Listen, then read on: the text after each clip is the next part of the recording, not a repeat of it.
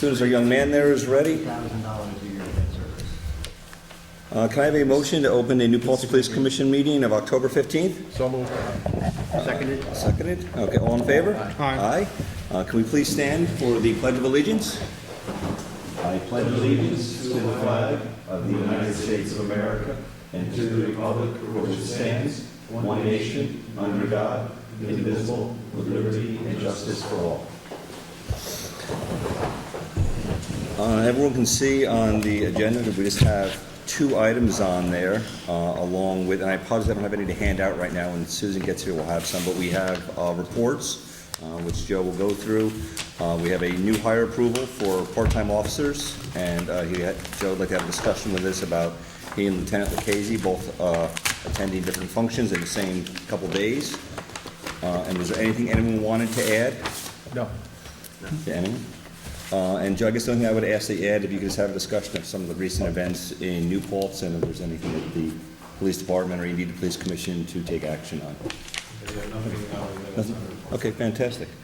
Okay, so can I get a motion to accept the agenda as written? So moved. Second. All in favor? Aye. Okay, Joe, can we start off with the reports, I guess? Yes, one thing, a couple of announcements, if that's okay. Oh, absolutely.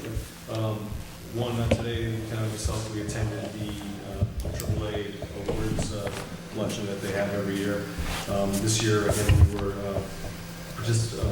recipients of the Bronze Award for 2015, and also Citation for Safety program. So basically what that means is that we have 15 years of no pedestrian fatals or fatalities in our community, as well as all the programs that we participate in for traffic safety, such as the Stop DWI program, the step details for traffic safety, this car seat checks that we do for infant and child seats. So all the different programs that we do help add to different levels of awards. So again, we were recipients for that, and something very proud for our community. Good, congratulations. Thank you for going to that. And the other thing is, recently we signed up again for this year for 2015 No Shave November that we did last November for the American Cancer Society. Last year was the first year ever that the New Paltz Police participated in this program, where we actually have facial hair, no beards or goatees, which is against policy to have other than this event. Last year was the first year we did it. It was a big success. We raised over $1,700 for American Cancer Society, and it went over very well in our community. We had a lot of support coming in, good comments. Morale enjoyed it to be able to actually have some facial hair, because as police officers generally you don't see that. So again, we're doing it this year, and we upped our goal to $1,800 this year, and we're hoping to break 2,000. Can police commissioners participate? Whoever wants to join the team, yes, you can go. Marty's going to do a shave November, actually. It'll be interesting. He will Not actually, the shave and start all over. unfortunately, I cannot grow facial hair. Kevin, can you? Yes. You can? Yeah, I can. Wow. I'll give it a You try. can transplant it if you want. I will give it a try, but I look like a werewolf usually, Mine's unfortunately. a little gray, Yeah. but I do participate in it as well. You know, if I'm on vacation, I do, so for this event, I'll do it. And if anybody on the board and or a commission would like to do it, you can go to the noshave.org and go into New Paltz Police, look us up, and just join in the team. Happy to have you aboard. Okay. Yeah. It's exciting. And I'm sorry, Joe, there actually was just, and I just want, so everyone knows why there's no public input, because this is everyone that's here. So I didn't want anyone to think we were skipping public input. Also, for announcements, the Halloween parade, Oh, yes, thank you. and also the race. Yeah, the The Monster Mile, which I'm a Mile. part of also, yep, Oh, so, great. yep. Yeah. Basically, what that Monster Mile is going to be, when the roads shut down about 15 minutes prior to the event anyway. So once the roads are shut and cleared with traffic, the officers will have their post. Before the parade kicks off, there'll be a sprint, the Monster Sprint, and we're... For all those that want Where's it start? to, for all those that want to go, the Right. Monster Mile, Firehouse. no, the Monster Mile will start at the firehouse. Uphill? And it goes uphill, up to the middle school, turns around and comes back down. Anyone wishing to sign up, you can go onto Facebook and sign up through Facebook. 100% of the proceeds will be going to Family of New Paltz. Great. They'll also be walking Main Street prior. So you'll be seeing you'll be seeing people walking Main Street prior, collecting donations. We're going to have them, we're not sure what, they'll have them wearing something to signify that they're supposed to be, Monster Mile, I like that. to be collecting funds. And also anyone that wants to help out, you can also go onto the Facebook page for the Monster Mile, and you can go on there and there's information for a few contact people, and hopefully it'll be a great success. And again, it's up Main Street and down Main Street, and we're looking for possibly someone to break 4 minutes. Wow. We got some quick people in Be New nice. Paltz. I'm going to drive my car. They might beat If I you. use the police motorcycle, I can do it. You think you can do it? And then the parade? The parade follows right afterwards, and that kicks off at 6 o'clock. Okay. So the mile, the run will be about, I guess, 10 minutes to 6, because we don't anticipate it taking too long. And then once that's complete, the parade will kick off right to follow. Actually, we have a 10-minute limit, Up so and down in 10 minutes? Okay. I'm going to watch. happy Halloween. I'm going to watch. And it's a Saturday, so everyone be prepared, and I would urge everyone to arrive early for the parade also. Be prepared to possibly search for parking, because it is a Saturday, it'll be a busy time in town. Last time we had a Halloween on a Saturday night, we had about 4,000 people walking around, and not counting the parade people, but just about, even just everybody all together. The parade, people, spectators. This year with the rates, I'm anticipating more people coming out. And honestly, Halloween, it's an interesting night. The costumes are creative, and it's really a fun night, and I encourage people to come out. I encourage people to come out and really watch it. It's a lot of fun, and stay out a little bit. It's a Saturday night. By 2 o'clock, you should probably go home. No backpacks required, right, Chief? No backpacks required. And Yeah. once 2 o'clock hits, then, the alcohol starts really kicking in, and Time for everyone to go home. probably for most people to go home. Is there a curfew on any age groups on Halloween night? The village does have a curfew. They didn't send, I have not received that yet, but they usually have the curfew set for 10 o'clock, I believe. For what age? Under 16. Okay. So I will, actually, I'll be reaching out for them because I didn't receive anything yet. And year after year, they've been doing that, so I assume it's taking place again. Okay, good, thank you. I have an announcement when you're ready. Oh, no, we're ready. The police commission announcement. Yeah, police commission? Yeah, I think it's relevant. Okay, no, that's fine. No, that's good. Because of Chief Snyder. Yeah, perfect. We had a fire in town, Sylvia, and I'm not sure I'm going to pronounce her last name correctly, Zuniga. And we all feel badly for that. But Chief Snyder stood up and was compassionate and spent a lot of time helping her. Thank you. And Devastating for her. yeah, and actually, just so you know, I attended the village board meeting, and this was a large discussion piece, and there was a lot of nice things said about you as well. One thing that did come up, and I don't know the situation, I'm just relaying what was said there, was that it was observed, and it probably was because of how fast the fire was, that when the fire broke out and the fire department got there, there was no one on the scene to do a blockade. And one of the firefighters had mentioned that they had had a hard time being able to communicate with the police at that moment. Just telling you because it was already said in a public forum, otherwise I would have just talked to you separately about it. So one of the things that the village board said that they wanted to address was just communication between the fire department and the police department. I just thought I should know that as well. We do have a great relationship with them. Yeah, of course, And yeah. personally, with the chief, I did not hear any words to that effect, but I will follow up with Chief Weeks. And I think there was some confusion too. The way they said it, I was wondering because it was 5 companies came in, including New Paltz. Yeah, something like that, I believe it was 4. Does that sound right? I think there was 5 or maybe even 6. 5 or 6 total. So I'm not sure, and I think I couldn't see on the camera who was saying it. Was that Chief Weeks, or I couldn't? Yeah. So whoever was saying it, it sounded like, because he was talking about other departments too. So I'm wondering, and maybe you could follow up with him. Yeah. Maybe some of the responding departments had difficulty communicating with your department. Just again, I don't know whether it was radio transmissions or what it was. They also had something interesting that I heard, which I don't know if we have a quick solution for. They actually had difficulty communicating with some of the people exiting the home. They're bilingual. They didn't have anyone available that could speak Spanish at the moment. And I'm not asking for an answer now. Do you guys have an ability to get someone quickly, or do you have a translation line that you guys can use? Basically, we have a couple officers that do speak, but if they weren't working, we would reach reach out for the state police. I know the state police did come in to communicate and conduct interviews on what happened. I don't know what the timeline was on that though. Yeah. But we were sure we had everybody out of the house that was able to be communicated. We're talking about circumstances leading to the fire and after the fire, along with the Ulster County Fire Task Force. We had a state police sent in some translators. Oh, fantastic. Yeah. Okay, So good. again, I don't know the timeline, but I know they were there, but it wasn't right on site. Yeah, they seemed to indicate at the meeting that they were there pretty fast. It was right on, Yeah. so when they first got there, they had difficulty communicating. Okay. And they weren't sure if some of it was based on maybe some other factors going on with the individuals that were in the building. Could have been some, besides just, it seemed like there might have been some other circumstances Yeah. beyond language barriers. Sometimes there's other circumstances involved, and Yeah. there may have been some, but as far as, we're fortunate to have, a few members in our agency that do speak Spanish, and it's been very helpful, but, they're not always working, unfortunately.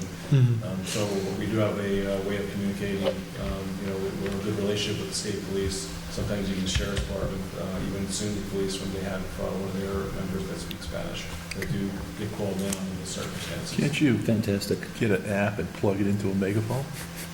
You can call translating services very quickly. There's translating services you can call very, very rapidly and use within less than a minute. Certain things we have to use investigators for that speak Spanish, because getting a third party involved, it's not law enforcement, especially on investigative purpose. So that's why we generally, under the circumstances, that's how we usually do it. Good, okay, thank you. All right, monthly report?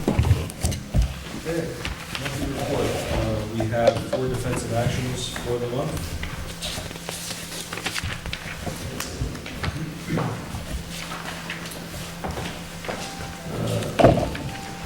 First one report filed.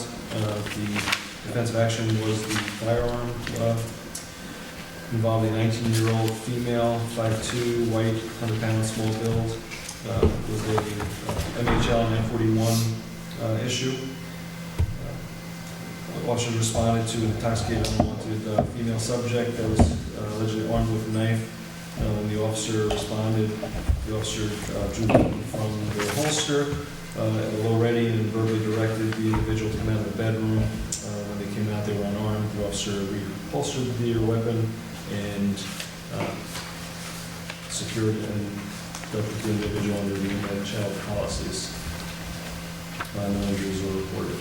The second one report filed. Again, it is a firearm that was used for the defensive action. Involved a 45-year-old male, 5'6", 138 pounds, white, small build. The individual officers responded for an individual chasing someone with a 2x4. Ran up an alleyway. When the officer went to approach, the individual turned to the officer and approached in an aggressive, threatening manner. The officer drew their firearm, ordered him to drop it. Then the subject did drop it, but attempted to flee. And the subject was taken into custody without anything further. The next report has 3 defensive action reports filed. This was in regards to a large fight on Main Street, actually at one of the local taverns. It's a lot of people.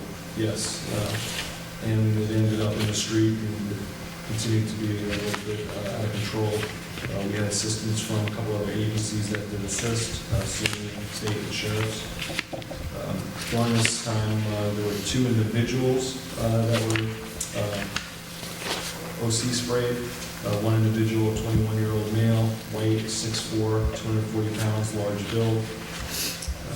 Second individual, 17-year-old male, weight 5'9", 225 pounds, large build.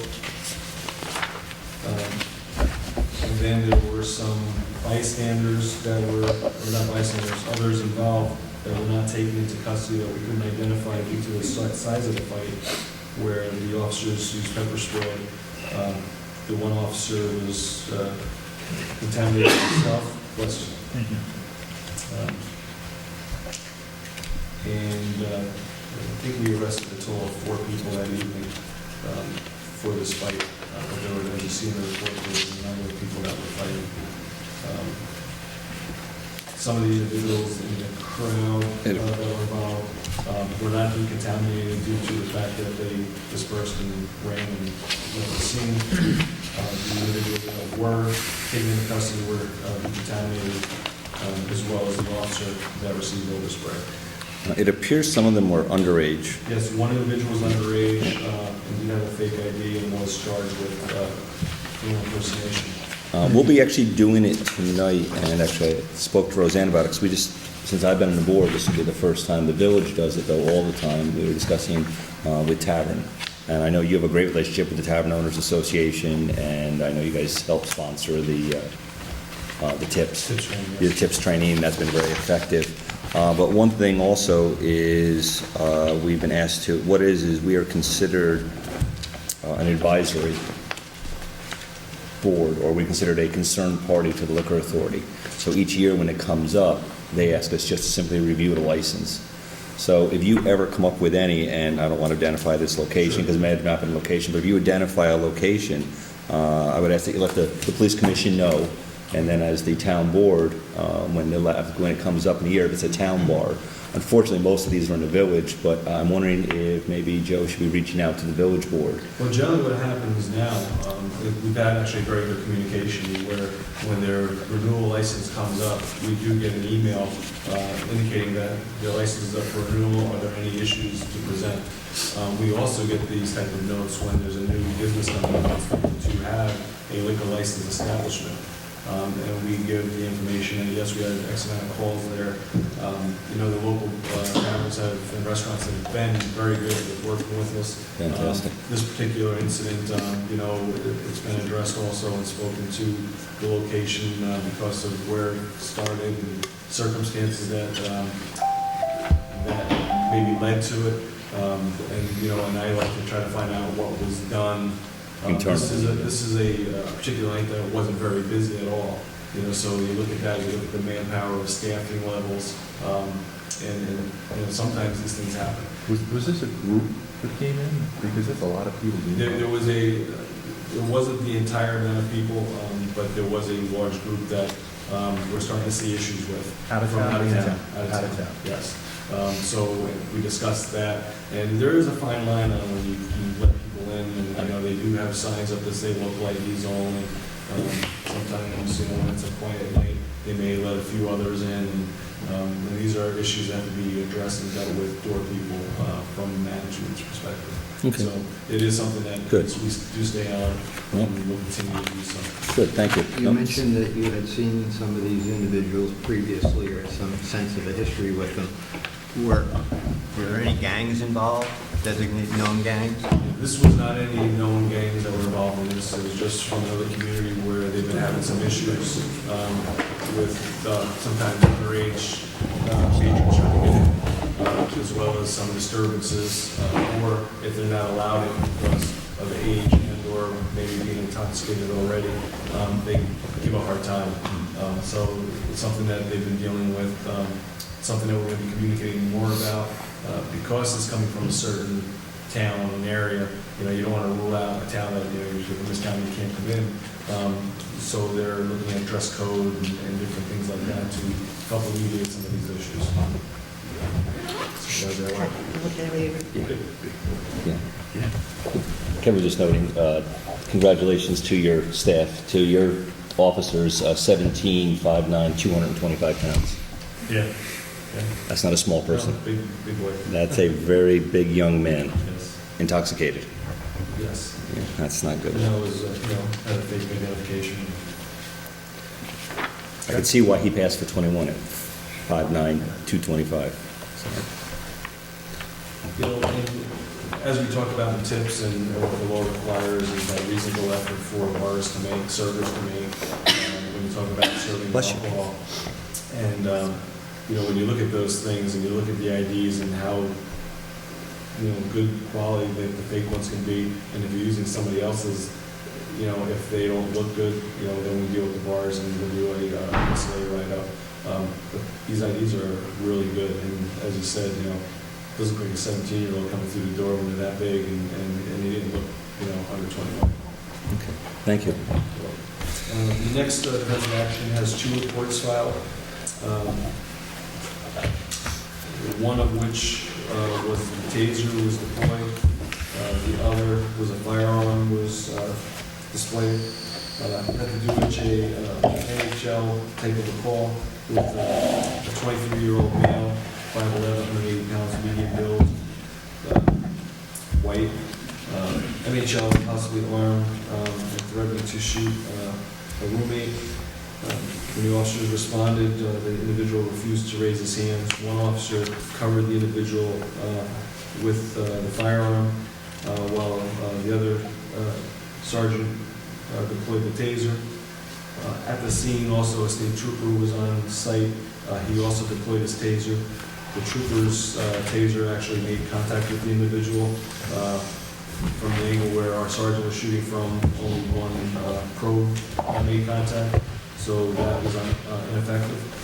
But the troopers that was on scene, the taser was effective. They were able to take the individual into custody. He was evaluated by New Paltz Rescue and transported to a local hospital, not due to the tase, but for mental health evaluation. That's the only defensive action I have. And then we have sort of 1-7 Commendations. Some of you may have seen some of them. A couple of them were actually postings on Facebook. One of which was for Officer Quigley and Officer Saladino. Basically thanking the New Paltz Police for responding to their son who broke down on Route 299. They stayed with the car for over an hour waiting for a tow truck because of the unsafe location that it was at. Just say that they protected and served, and they were very grateful. And please pass on their appreciation for the officers. This next one's interesting. Sorry? This next one's very interesting. Yes. The next one is for Officer Knoth and Officer Stroh. A big thank you to the New Paltz Police Department who responded quickly at 3:15 a.m. For a disoriented individual trying to let themselves into that house, banging on a front door. While the individual was polite and relaxed, the individual was missing pants, shoes, they didn't remember where they were, or phone numbers where they were staying. The officers arrived, sat, and handled the situation with calm professionalism. Much appreciated. That's 3:15 a.m. wake up. 3:15 a.m., yes. The next one was just a note from our dispatcher that notified Sergeant Duke Bunce and dispatcher Caitlin. She, from the individual, just wanted to say thank you for dispersing the party. Was very grateful on how it was handled quickly, so the neighbors can get back to sleep, and to let the dispatch know, Ms. Caitlin Riley, how pleased and how friendly they were. The other one was actually an article in last week's paper, September 3rd's paper, that I just made a copy of. I'm sure most of you probably saw it, but I thought it was important to add to the report. Kudos to the New Paltz Police Department. I want to give a heartfelt thank you to Sergeant Keith Lewis, Officer Fuco, Officer Zeri, dealing with the volatile rental situation. Was forced to call us. These officers of the New Paltz finest, these officers always responded promptly with professionalism. They stayed calm and fair with them as well as the other party involved, kept the situation from escalating. They patiently explained the rights options several times, and was a bit, as they were a bit flustered. They kept calm in dealing with new incoming calls every few minutes, and it was clear that these fine officers are overworked and understaffed, yet they still gave me the best possible treatment. New Paltz is fortunate to have such a high caliber officers safeguarding. And it says, let's get back to staff and the equipment we need, which you guys have been doing a wonderful job with us, and we appreciate it. I did see this letter in the paper. Did you have any comment? Do you feel that we are overworked and understaffed?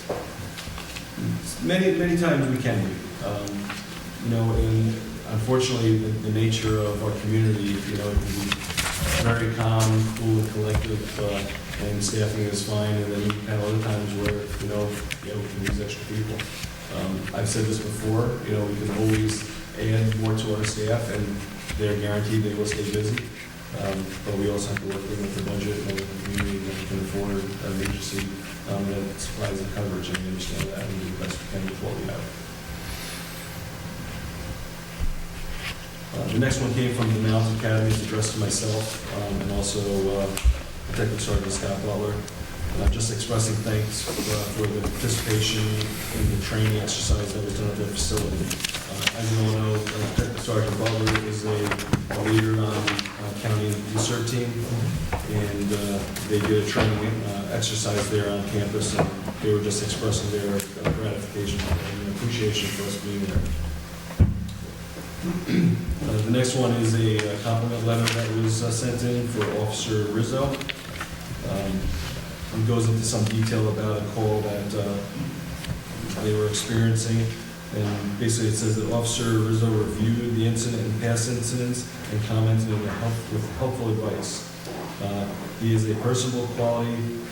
He has a personable quality together with a professional manner that makes him an excellent representative of the New Paltz Police Department, which is great. You know, I've been getting more and more of these type of things as you're saying, and again, this is very proud of our agency that we have here and our members. The last one is addressed for Officer Stroh. So I'd like to let you know that Officer Stroh came to my house for an 911 medical call, was such a polite, kind, and professional officer. He was extremely respectful and kind, even while I was growing more agitated due to my medical condition.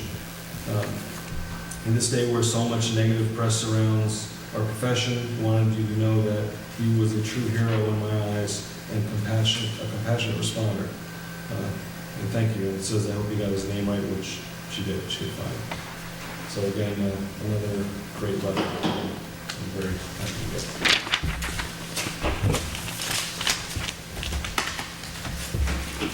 That's all I have for the reports. Did anyone have any questions, comments on any of the other reports contained? If no one has any other comments on it, then the part-time officers, any approval for some part-time positions? Yes, we spoke about doing interviews, so we do have a recommendation for 2 people. Usually what we have is we bring to this meeting, and then afterwards we would get the approval for the hire, and we do the swearing in. Because of the timeline, both of the people that we want to present to you are due to go to phase 2 of the academy, which starts November 11th. We didn't have the backgrounds done by tonight. We are going to have them done before the academy starts, and hopefully what I'd like to do for next week for the town board meeting is bring them to the board meeting to ask for your approval and the swearing in. I know we like to do that prior to hiring. However, with the timeline, by the time the next commission meeting comes up, the academy would have already started. Okay, yeah. So next week, I'll have them here for the 7:30 meeting. We're fine. Unless anyone's got any, no? The 2 of you both, for 2 different items that, for jurisdiction, Yes. is the next one. And again, thank you very much. I know in the past this was difficult, so I appreciate this is now the 2nd year in a row that we're getting notification when this is actually only the 2nd time I've seen this request in 2 years, so. One time was You brought this up a couple of years ago, and this is what And- you wanted, so that there was always one Yep, person. so we appreciate us knowing, and then we know who to call. Generally speaking, Well, you we wanted, both- but you wanted one of them to always be here, between one of the 2. And unfortunately, last time, you remember, and what was interesting is the last time you left, that was actually a fire, and it worked out, because I believe you had, we had Detective Butler. What was that? You were both away on training, and you had left us with Detective Butler's number, because he was in charge, I believe. Yeah, And that I was- wasn't that a fire when I remember I had to call him for some reason. I don't remember. I don't remember either. I had to actually call, and it worked, so I just want to say thank you. This actually works if you just let everyone know. Basically, we won't be out of town at the same time. What happened for that one was that before Lieutenant Lucchese was made lieutenant, he had put in for a vacation the same time I did, and which wasn't out of the norm. But then when he was made lieutenant, now we were both in Both out of position where we jurisdiction. both couldn't. So we got approved because we both had paid vacations already set up, and there was an overlap of, I think, a few days. Yeah, it was very short. So now that he's in the position, we know that we can, unless it's an emergency situation that we would bring to your attention. This isn't an emergency situation, and the reason why I just bring it to your attention is I'm scheduled to be on vacation this week. There's a 3-day training, 2 days of which is 2 days that I'm going to be gone. This is for Use of Force Summit. It's 2 hours away. It's in Connecticut. If there's an emergency, you can come back. However, this, I think, is an important training to go to. That's why I really bring it to you. As we know, defensive action reports is something that we've been staying on top of, the way we file them, the way we report things that some other agencies have never done. And what we're seeing is more agencies are beginning to do the way we've been doing it. So we're kind of ahead of the curve, but with a lot of the changes and rules that are coming out in civil court and what have you, this is a training course for that for department administrators that I would like to send him to, and he would like to go to as well. So again, because we would both be out of town, and really the main issue is a sergeant would be left the OIC of the department while we're away, and they would be entitled to chief's pay for those 2 days based on the contract. Are we taking it out of your salary? I'm sorry? Are we taking it from your salary? I don't think you would. Just asking. If you could just notify us who it's going to be Yes. and the time, and just give us the number and make sure that, we have that. And let's say unless there's any other problems with it. Because it would be, the salary increase that they would get in the way we work in our relationship. I thought it was important to run it by you. If you don't think it's that important, whether I disagree or not, I'm not going to argue, we'll discuss it and move on. But I think it would be a good thing. I don't think it needs a motion, is it? I don't know. Sure, but Does, We'd probably better to have it in the Okay. record that he's due, Okay.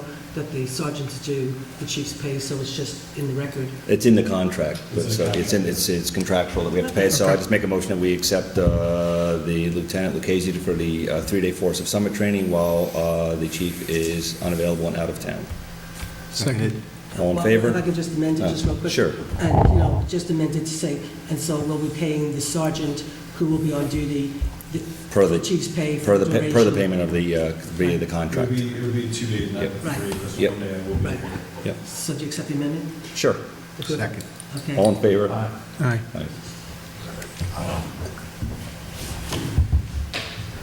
Anything else? Anything else? Or- Anyone have anything else? I apologize, I did not bring the minutes, but it looks like Kevin brought the minutes. Oh, you too? I know, because we didn't do them last Right, time. Okay, you brought the minutes too. These are the minutes, Jeff, for the Knock 'em out, Jeff. September These are 17th August meeting. 20, I know August 20th will be one of them. September 17th. August 20th. 6:45. Looks very defensive action 6:45. report and some announcements. So I make a motion that we accept the minutes of August 20th for the police commission meeting. Second. All in favor? I'll abstain. And Susan here, and then September 17th.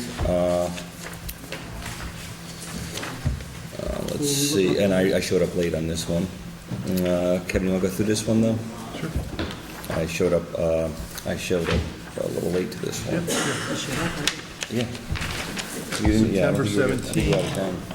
We had a discussion about NICOMCO. They The- came back with a better deal, didn't they? The radio lease. Yeah, they came back with a better price, which is good, chief. So we appreciate that. There was a monthly No report. The equipment upgrade. We went into executive session, and no action was taken. I move that we accept the minutes from September 17th, Second. 2015. You weren't there, why don't you? I was there. Oh, okay. I just showed up late. Second? All in favor? Aye. Aye. And I'm going to abstain. Okay. So that's that, was that. That should be it. Before we adjourn, Absolutely. we do have one member of the public who's hoping they could speak. Is that all right if we give them that chance? Did you want to speak, Ira, at this meeting? Oh, And just know, Ira, that we're planning on starting our meeting at 7:30, so. I'm just letting you know. This is a police. this is police commission. Yeah, yeah, he meeting. wants to- That it's police starts at 6:45. Yep. I thought it was 7:30. No, we always start at 6:45. Anybody in the back? I don't know. No. Did anyone else have any public comment here? No? Okay. I just have a few questions which I think the public should know, because I don't think I've heard anything about it from the public. One, have you reached a contract with the police department?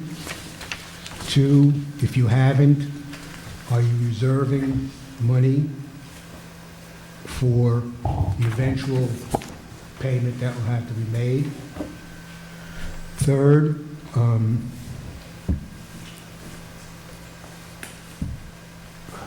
when that payment is due, are you going to transfer that money to the police department, or are you going to use it for other things, which is normal? And I've always said, I have no problem with it, because as Susan once pointed out to me, rightly so, it's all the same pot. The only problem I've ever had with it, Susan knows, and I've said it before, is when the chief or the commission was accused of not following up because the police department was over budget. Can't be over budget if you don't transfer the money that you reserved for them. And I didn't know, and I wanted to make that, because I think the public has a right to know, not that, there's anything wrong with it, but I don't know who would defend the police department the way the police commission did when there was something that really wasn't their fault, they had nothing to do with it, it was just, that was the way it was. I just felt that the public should be aware that their police department wasn't running rampant, spending money that they didn't have. That's all I just, So I can actually answer them in order if you want. Yes, that would be nice, thank you. No, I'm gonna sit down. no, yes, and yes. I gotta remember what. So it's, no, we have not reached a contract. We are currently now in mediation with them. We have one more session left of mediation. And actually, it's not tomorrow morning. We'll be meeting with our attorneys tomorrow morning. We haven't established when that is. Normally you do 3, so there's 4 that will be going to a 4th one. One of the very large sticking points is healthcare. And we have one of the, you may sit down. We have one of the few forces in New York State, and the only force we're aware of in Ulster County that the rank and file makes no contributions towards healthcare. So this contract is taking some time, and we are working diligently on it. Again, yes, we have a meeting tomorrow morning with our attorney, and the chief will be there, and we will be discussing with our attorney the terms of it. Yes, we do have reserve funds. We have calculated the amount. In fact, the very nice woman sitting directly behind you has worked very hard at making sure that we have the money. And I have sat and gone through the contract, and if you think the money's not there, knowing Gene, you know, yeah. And then the other one is, yes, the way it is done is, the way it was done last time too, is it is a transfer from one fund to another. So you're paying, not only are you paying, depending on how the contract comes out, you may be paying officers, you may not be. You are paying retirement very often, or you may not be, depends on how the contract is written. Those are usually the largest sums of payment, but yes, we have made appropriations for it, and yes, it is a very large amount, as it was. As you remember, the last contract we settled, it's a very large sum of money. And the retirement, Susan unfortunately was here to get the sticker shock of the retirement bill, and it was a very, very large bill. So they are all being worked on. The contract process is never easy, and in this time of uncertain medical care cost and increases in that, I do want to say, I do want to let everyone know that both our chief and our lieutenant in their contracts both have agreed to paying towards health benefits. So the leadership is showing the way, and both the chief and the lieutenant, and it took some time to sign their contracts, and I don't blame them. It's a big change. but everyone needs to give. So we do have all of our other work groups giving, we do have all of our office staff giving that is not under contract, and we now have, we have separate contracts with both the chief and the lieutenant, and they both contribute towards healthcare, and that is one of the largest costs in our community, outside of the labor itself. Thank you. Anything else to add to that? Move to adjourn? Second? All in favor? Aye. Aye. We will take a 2-minute break. Yeah, no, it's So, let me ask you a question. we'll see you tomorrow morning. Yeah.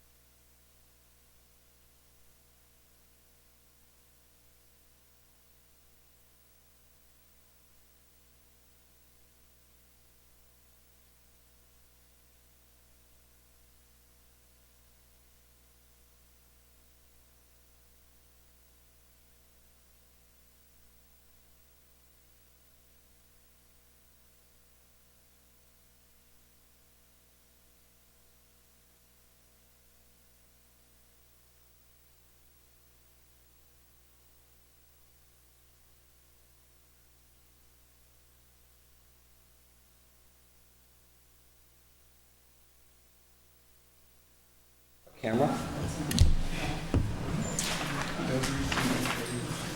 Okay. Motion to call to order? You're right. Second. All in favor? Aye. Aye. Motion. Motion so carried. Can we stand and do the Pledge of Allegiance? I pledge allegiance to the flag of the United States of America and to the republic for which it stands, one nation, under God, indivisible, with liberty and justice for all.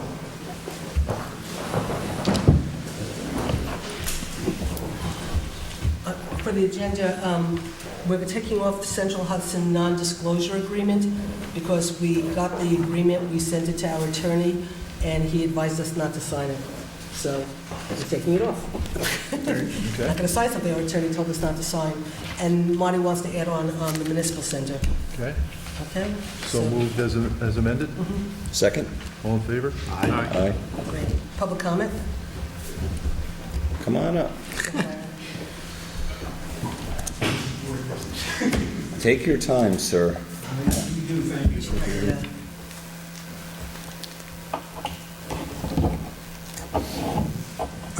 I basically have two comments, and I'll just make my comments and sit down again.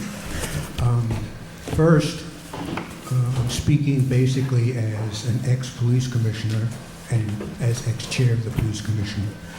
I have been told, unverified, and I'm not saying it's true, I'm not saying it's not true, that the town board is saying one of the reasons that the major change to the civilian complaints, whatever, was because the police commission didn't respond to quite a number of complaints. And we didn't answer them. I don't know if it's true, I'm bringing it out. If it's not, I'm not accused. You can pull the board. I've never said it. I never Kevin? said it. Okay, I'm just... Dan, Marty? No? Okay. We answered your You know, question. right, you know, if I have, if it's documented, I'll say it, I won't ask it. Okay, because that really bothered me, because we went out of our way to come up with a procedure that protected the residents. I mean, there was a whole procedure, and a whole, it's like 5 steps you could go through if you didn't like any of it. So I appreciate that. I was just very upset when I heard that, because, you know, a lot of things go on. Now, this next comment I have to be very careful about, because I don't want to offend anybody, particularly the people, the Democrats who are running for office, okay? Because the comment has nothing to do with them. Because I don't know what anything stands for. I don't know their positions on anything.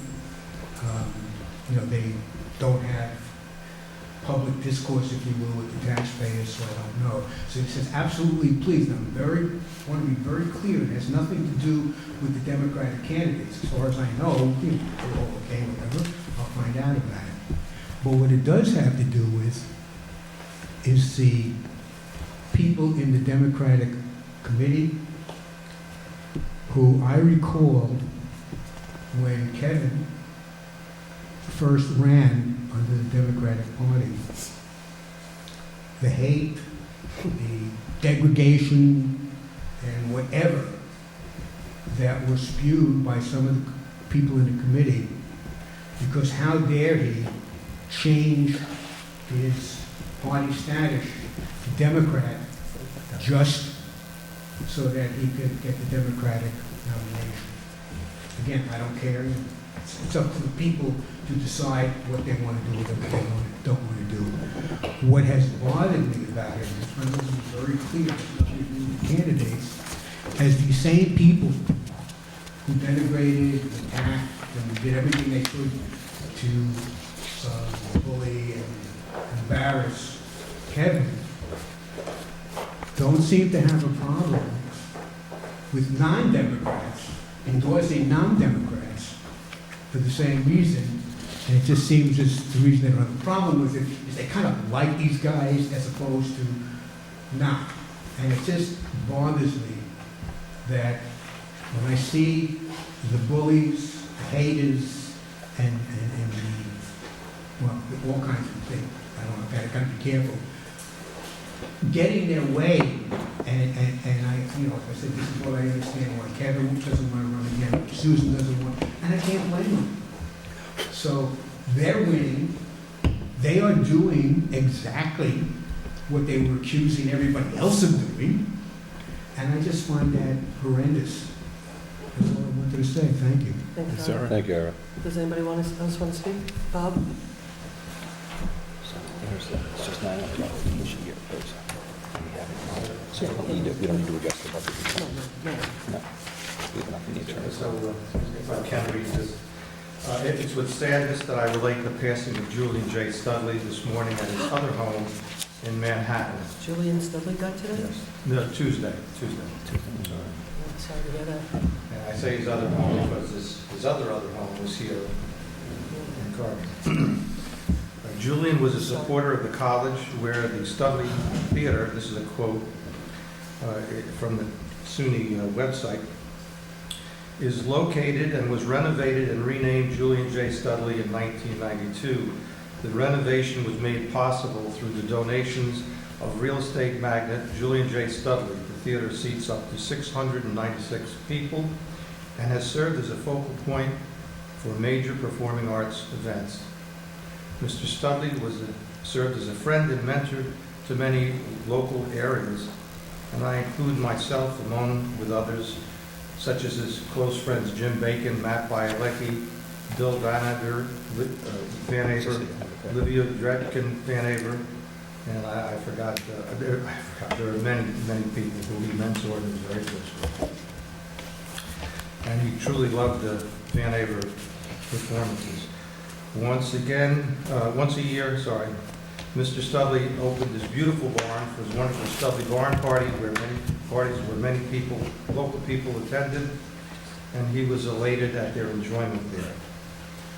Most importantly, Julian was a friend to the town. And I'm sorry, also, Bob, just so you know, too, what was fantastic is, if you remember going to those parties, you could make a donation, and 100% of that money he gave to the new Paltz Youth Center. And he actually, I'm sorry, Joe left, but he also paid for the police. He would contact us, and he would contract for police to take care of traffic on Butterville to not disturb any of the neighbors. I also believe that by the size of the check that was presented to the youth center, I'm sure he kicked a little gravy on top of what was put in that bucket, and he was tremendous of him to do that. My wife and I organized a lot of those parties, and he did. He not only wrote a check, but he would, when no one was looking, I saw him dip in his pocket, pull out a pocket full of cash, and throw it in to seed the bucket. Yeah. I'm sorry, I didn't mean to interrupt you there, but yeah, no, problem. it was fantastic that he did that. Thank you. Most importantly, Julian was a friend to all the town and its residents. He financed the purchase of the rail trail from Conrail. Without that generosity, this recreational asset would not be anything close to what it is today, if it would exist at all. And I would propose that his contributions to our town and its residents be recognized by memorializing the New Paltz segment of the rail trail, or perhaps a significant feature, such as the bridge or something, to be named in his honor. And I hope you guys will consider that and act on it favorably. He was a great guy, and he sure did a lot. He really loved being here in New Paltz. This was a great place. He loved the fine arts. He loved the college, and he really liked being in New Paltz. So thank you. Thanks, Bob. Thanks, Bob. Bob, thank you very much. That's fine, Bob. Thank you. Thank you. She distributes them out to us, though, too. Yeah. Thank you, Bob. Yeah, thank you. Any other public input? Oh, perfect. Just me.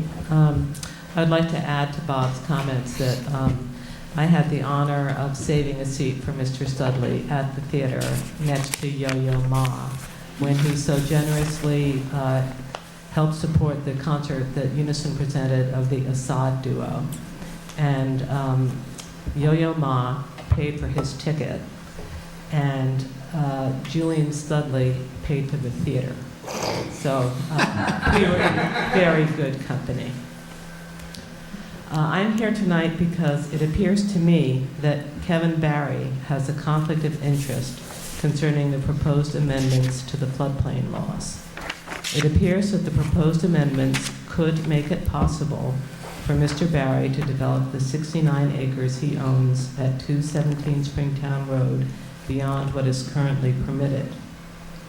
So tonight, I am asking the town board to ask Councilman Barry if the changes he supports could add any additional financial benefit to his property or any property he owns or co-owns, or any land that is contiguous to his and might provide access, such as was provided when Mr. Barry began logging his property last winter.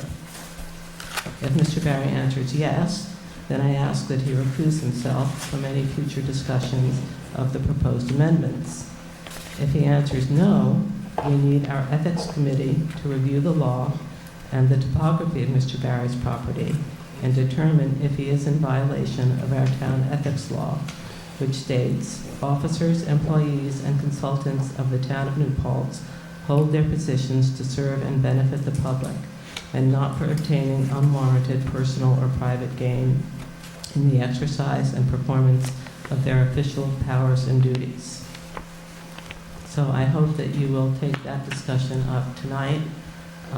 If you decide not to pursue that, then I will hand, I guess, the supervisor a request for an investigation by the Ethics Committee. On another issue, during the special meeting of October 5th, Councilman Barry repeatedly made the claim that certain people had an agenda to essentially ensure that a certain area of town would be vacant of single-family homes, and that certain people decided there would be no new development and the land would become open space. Who? Councilman Barry. There were 5 people who voted for that law, including me. I am asking you to name names. I am asking that Councilman Barry disclose the names of those certain people so that we have an official record of your allegations. Very good, thank you, Kitty. Would anybody else like to speak? Okay, with that, are there any announcements? I think the only announcement, and it may spur some discussion if anyone wants to have any, I don't know if everyone saw that there was an announcement from the university's president that the foundation is severing ties or discussions with Wilmerite Corporation in their continued quest to develop the Park Point piece of property. So I just want to know everyone's aware. The press release was pretty short. I know Susan sent it out. I think a couple papers did carry it, I believe, Susan. I think I read about it. Actually, I didn't I think send out. No, I didn't, no, the president sent out. President sent out. No, the college sent out the press release. The president's Okay. office, yep. I got called by the press, Thank and you. the president gave me a heads up prior to them releasing it, and I released the press release to the board members. So I think just in, some discussions that I've had with some people is just that I think the press release says there's a lot of things it doesn't say anything about. It's silent about many facets of the project. So if anyone's wondering, all we know is that the foundation has severed its ties at this time with Wilmerite for the Park Point project. But We don't know the scope. We don't exactly so. But don't know I the was told, extent of though, I was told, and I don't have it in front of me, so I can't confirm it, but I was told by somebody that the president did send a letter to the college, to the planning board, so we'll confirm. But that a letter was sent to the planning board saying that the college was pursuing, moving forward with trying to figure out how to meet student housing needs, but they would not pursue a pilot with whatever project they move forward with. So that's what I understand the planning board got. We'll try to get confirmation, and I can try to bring it, So- get it out. And the only thing It is, sounded like they're opening the option as well to potentially make that a state project. I think Marty can give you some insight on that. Marty actually went to the town gown meeting, so I believe it was discussed briefly at town gown, Marty? I think it's reasonable to pass on that, thank you, Susan, that indeed the arrangement with Wilmerite had come to an end. And there was acknowledgement that even with the new dormitory, they still feel they have a shortage of housing and that they are statistically below what is typical on other SUNY campuses in terms of a ratio of housing to students. And President Christian also observed that they find a need for apartment-style housing for students, and we're looking forward to Park Point having provided that kind of a housing arrangement. So indeed, they still feel a need to find that. Well, Jeff, you have an option, don't you? Well, I An think, idea. I just have an idea, and, I hope President Christian does reach out to Susan, because there is still a need, Well, so. actually, and- he and I did talk extensively 2 days ago after I got the letter, and he and I did talk, and I acknowledged with him that, yes, we understand that they need this kind of housing, and that we as a board, want them to stay competitive, and we want to work with them. And he said they are exploring, options to figure out how to meet the need. And I said, however, we can work together, because we understand it, we don't want to be adversarial, but, it can't be done on the back of the taxpayers. And so we And did so have that what- conversation. But what I'm pointing out is, when we had that meeting where they sent their lawyer, The one prior to that Sean meeting, Griffiths sat here was- Jeff had reached out to an individual who is involved in the same kind of construction Right. business. And I know. And that conference call we had was very useful in understanding cap rates and things like that with respect to these kinds of projects, and was able to give us the information to translate the savings they would earn on the pilot into what the actual dollar value add it would contribute to the project. And it was somewhere in the neighborhood of multiple millions of dollars was as a many, result many of millions. discount and taxes. So I believe that, Jeff, you recently reached out to him to see if there was an alternative. So I did reach out to the same individual who was with a company. They're one of the largest in the country developing private dormitory housing, and they are interested in reaching out to the foundation and to the president. So they're going to follow up with the foundation and the president. And he actually did remember our conversation that we had with him, and he actually had reviewed the press release and that the president sent out, and I sent him some other information on the challenges we had with the IDA, and he fully understands that the IDA portion of it was the deal breaker. And he was a little concerned about the company's actually not based in New York State, so he found it very interesting that a agency that they don't have in their state, they have similar ones, but not that type of agency, would actually make something that doesn't create jobs. So he found it also kind of interesting. So, you know, that you would actually create something that would generate income. Not here? Okay, I'm sorry. No, that's okay, but they would generate, you know, their claim of generating multiple jobs or generating money in our economy just is very difficult to show. So I think between that, you know, they are going to be reaching out to our college president and to the foundation, since the foundation owns the property, and the president is one of 3 operating officers of the foundation. And then I hope the president continues to reach out to you. And I think the downside to the Wilmerite proposal really was, it was all or nothing for them. They came in, they were going to do what they wanted to do, Yeah. and it really didn't matter what the public wanted. So maybe there's other developers, Jeff, that this Yeah, I person you think- talked to, that'd be more inclined to have Come a in. project done with public in mind. Well, And then you met on sewer today too, which I think could be a Well, key well, piece. We too. did, and I'll go off of that. And I mean, I will just to back up what you said, Kevin. When Wilmerite first came in, I know people were very upset with me for not leading the charge against Wilmerite, you know, and whatever, but I really did believe that there would be the ability to negotiate a pilot. You know, a pilot is a payment in lieu of taxes, you negotiate it, and I always thought that they would be able to negotiate one. I gave them the benefit of the doubt, I thought they were operating in good faith, and so I was just trying to keep a professional attitude to negotiate with them. At a certain point, it became very, very clear that they had no intention whatsoever of ever negotiating with us, and it was just completely their way, and that's when I sort of came out of the closet and got more vocal about it, because it was once I realized, you know, this is not a two-way street, I don't need to play nice anymore. Well, when they And the arrived gloves came off, when they you know. arrived in 2009, let's also remember Yeah. that no pilot existed, Exactly. and we sat here as a, Right. you know, most of you weren't here then, and I Right. was, and I remember when they first presented it, there was no pilot. That's right. So the project looked good. It wasn't going to be on, Ira was around for that, And there was and no Category 5. there was no Category 5. Ira was around. We figured it was going to be fine. There was no way for them to get tax abatements. And I think to Susan's point, in any discussions we had with them, they never once mentioned to us that they were working up in the county feverishly, playing golf with county officials and IDA members. That's the water bottle. Playing, you know, and next thing we know, all of a sudden a new category arrives. And I think that's when you first then said, well, this isn't going to work. Yeah, but I will say, I mean, I heard Jeff on the phone all day today at Town Hall having these conversations, so I overheard these conversations. But let the record reflect, it's really important that the record reflect that Deputy Supervisor Councilman Logan reached out to a developer. Councilman Logan is asking them to reach out to the college, and it's not that the college is reaching out to them. And I think that's really important to have on the record. Yeah. And so that's great that you've Yeah. done that, and, you know, I think it shows good faith on our part, your part, that we're trying to help facilitate the college's need, not stand in the way.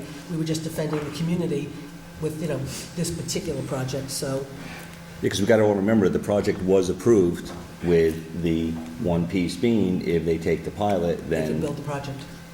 if you take the pilot, you are not getting the project. So the IDA decided to offer the pilot, saying someone's got to be the bad guy here.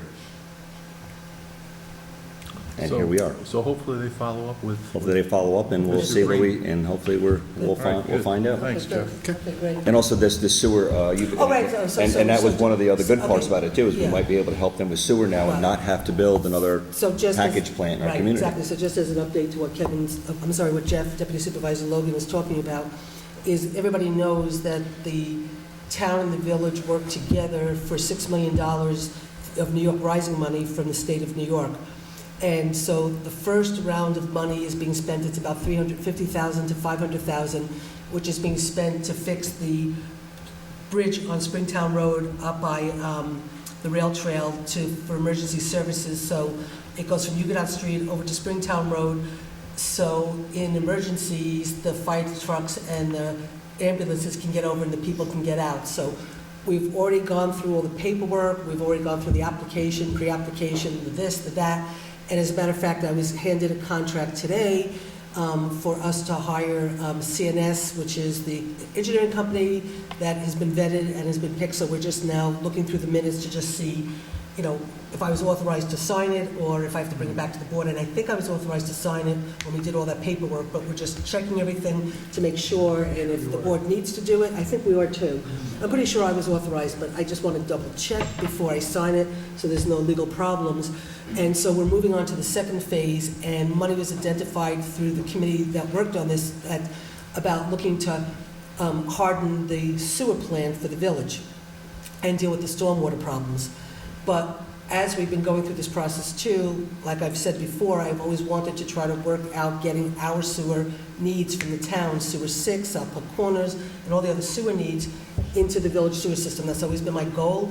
And unfortunately, until Tim Rogers became mayor, it was never an option. And now that Tim Rogers has become mayor, somehow Tim and I are able to, in 5 minutes, figure out how to solve problems and move forward. So it's been a real blessing, and I'm sorry I won't be here to work with him next year, because I think we could have done some great stuff, but that's not going to happen. So we have... But actually, though, the good news is, though, is you're doing... We're going to take care of everything before I leave. And that's one. And we did sit with, you, myself, our engineer, their engineers, and Jason. We all sat at the DEC with the DEC director. Right, so where we're at, yeah. So we knew what needed to be done, and we left the meeting very hopeful that it was going to happen. And then, unfortunately, the people in charge in the village side decided they didn't like what the DEC had said, and they didn't like the ideas, and said, no, you can't have that capacity. So the good news is the DEC is on board with what Susan's saying So the completely. DEC is completely on board with what we want to do. So today we had a Well, meeting. Tim also has a vision. Oh, Tim has a Yes. vision, and Tim also understands that this is the right way to go for the town and the village. And it is the right way to go, It because is. you don't want packing plants all over the place. And hence why the South Park Corner sewer gate thing was really a crock of whatever, but that's beside the point. But anyway, so today we had a meeting with myself, Tom Rocco, the mayor, Jean Galucci was there, Nancy Bracco was there, and then we had Lori DeBoard and all the people from New York Rising that have been hired to manage this program, and the dormitory authority, because what New York Rising and Lori is trying to do is bring the dormitory authority in to be the subrecipient. It's a lot of paperwork when you're a subrecipient, and we just went through it. Poor Rosanna has been the keeper of all this paper, and it's really been difficult. But this is a really big project as we move on to the sewer. And so what New York Rising wants is for DASNY to be the subrecipient. And so the people from DASNY, from the state, came down today. We met to talk about how to move forward, how to facilitate getting this done. So next week, I will be bringing forward a resolution, and Tim will be bringing it to the village next week for us to accept DASNY as a subrecipient in the New York Rising. And so they will work directly with New York Rising, and they'll do all the paperwork. So all that paperwork we had to do, Rosanna, all the things we had to sign, all the things we had to vet and get the lawyers to look at, we will not have to do. It'll be all done between New York Rising and DASNY. We just have to work on the actual infrastructure upgrade. And so the goal is basically right now, we'll have to enter into an IMA with the village in terms of how we get our sewer all to the village, an IMA that the village would still run the plant, what the operations are going to be like, what the cost to the town sewer users will be. And so we have to do an IMA. That'll come down the road. So the first thing we'll do next week, hopefully we'll have the resolution to say that, yes, we accept DASNY being the subrecipient. Then we're starting to work on the pre-qualification, so we'll have to get our engineer, the village's water and sewer engineer, and Chris Yeager, who basically is our consultant for water and sewer, but he actually runs the village water and sewer system. So that makes it much easier, because we have now one person working on everything. So there'll be a meeting right after we invite DASNY in. Then there'll be a meeting with some of the key players to figure out the pre-qualification, to make sure that we can qualify for this, and then we'll go through the qualification, and then we'll start to work on everything.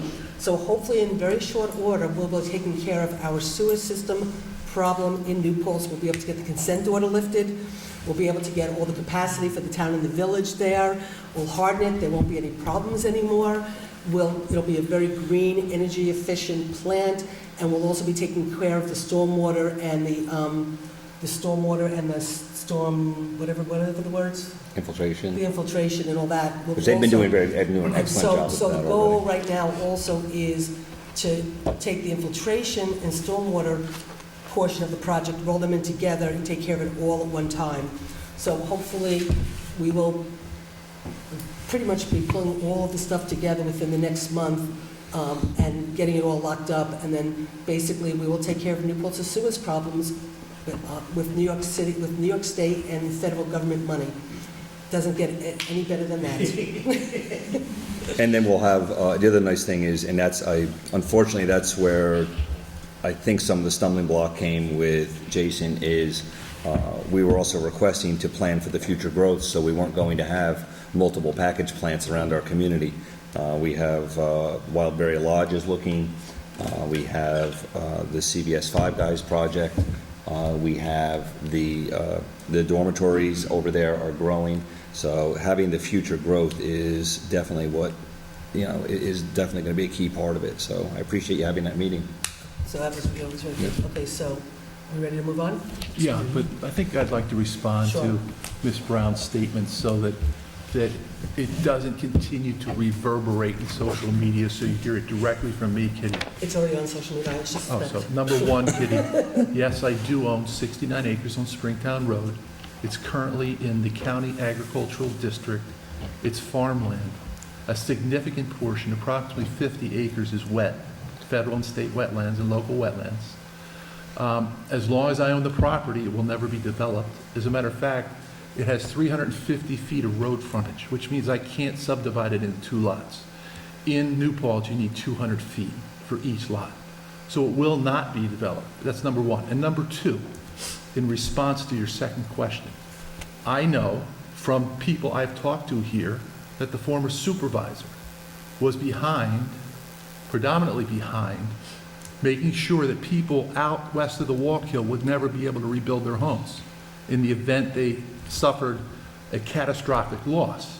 But I blame you as well, Kitty, for passing that law without understanding the tremendous impact that law imposes on those people. And as a matter of fact, those people appeared in front of you and spoke about this at the time you passed that law, but you didn't care enough about those people and you were not sensitive enough to those people to take into consideration their comments. So that's my response.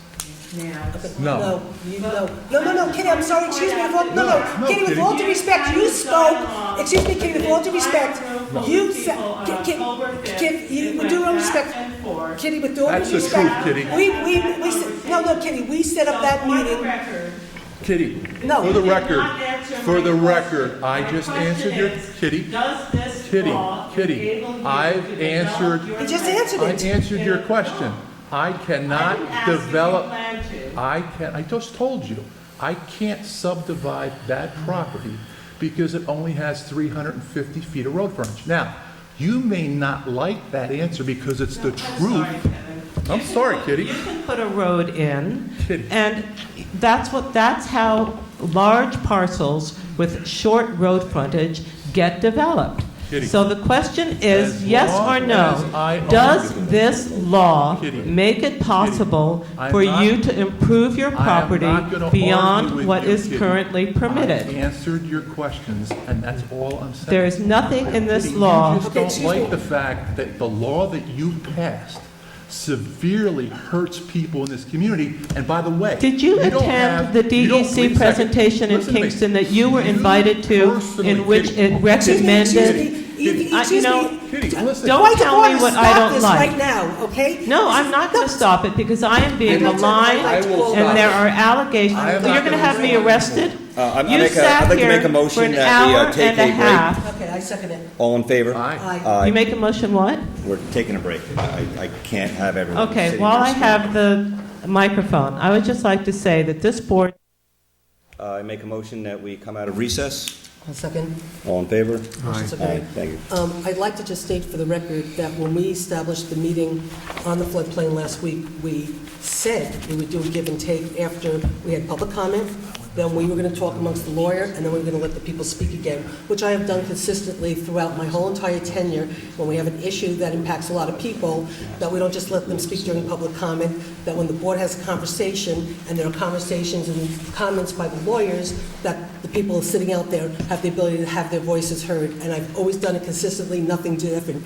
And I'd also just like to point out... Susan, the Excuse me. lawyer and the attorney were not here on October 5th. It was a dialogue between you and members of the audience, which is a courtesy that you will not extend to me tonight. Kitty, no, excuse me, it's not a matter of it being a courtesy. You said, you asked Kevin a bunch of questions, Kevin answered it, and then you started attacking Kevin because you didn't like his answers. Okay, so that's not a dialogue, Kitty. I'm not going to sit here and have we you should and just Kevin move on fighting at this while the point. rest of us have to sit here and listen to this, okay? Then I ask that Come you back to ask the question.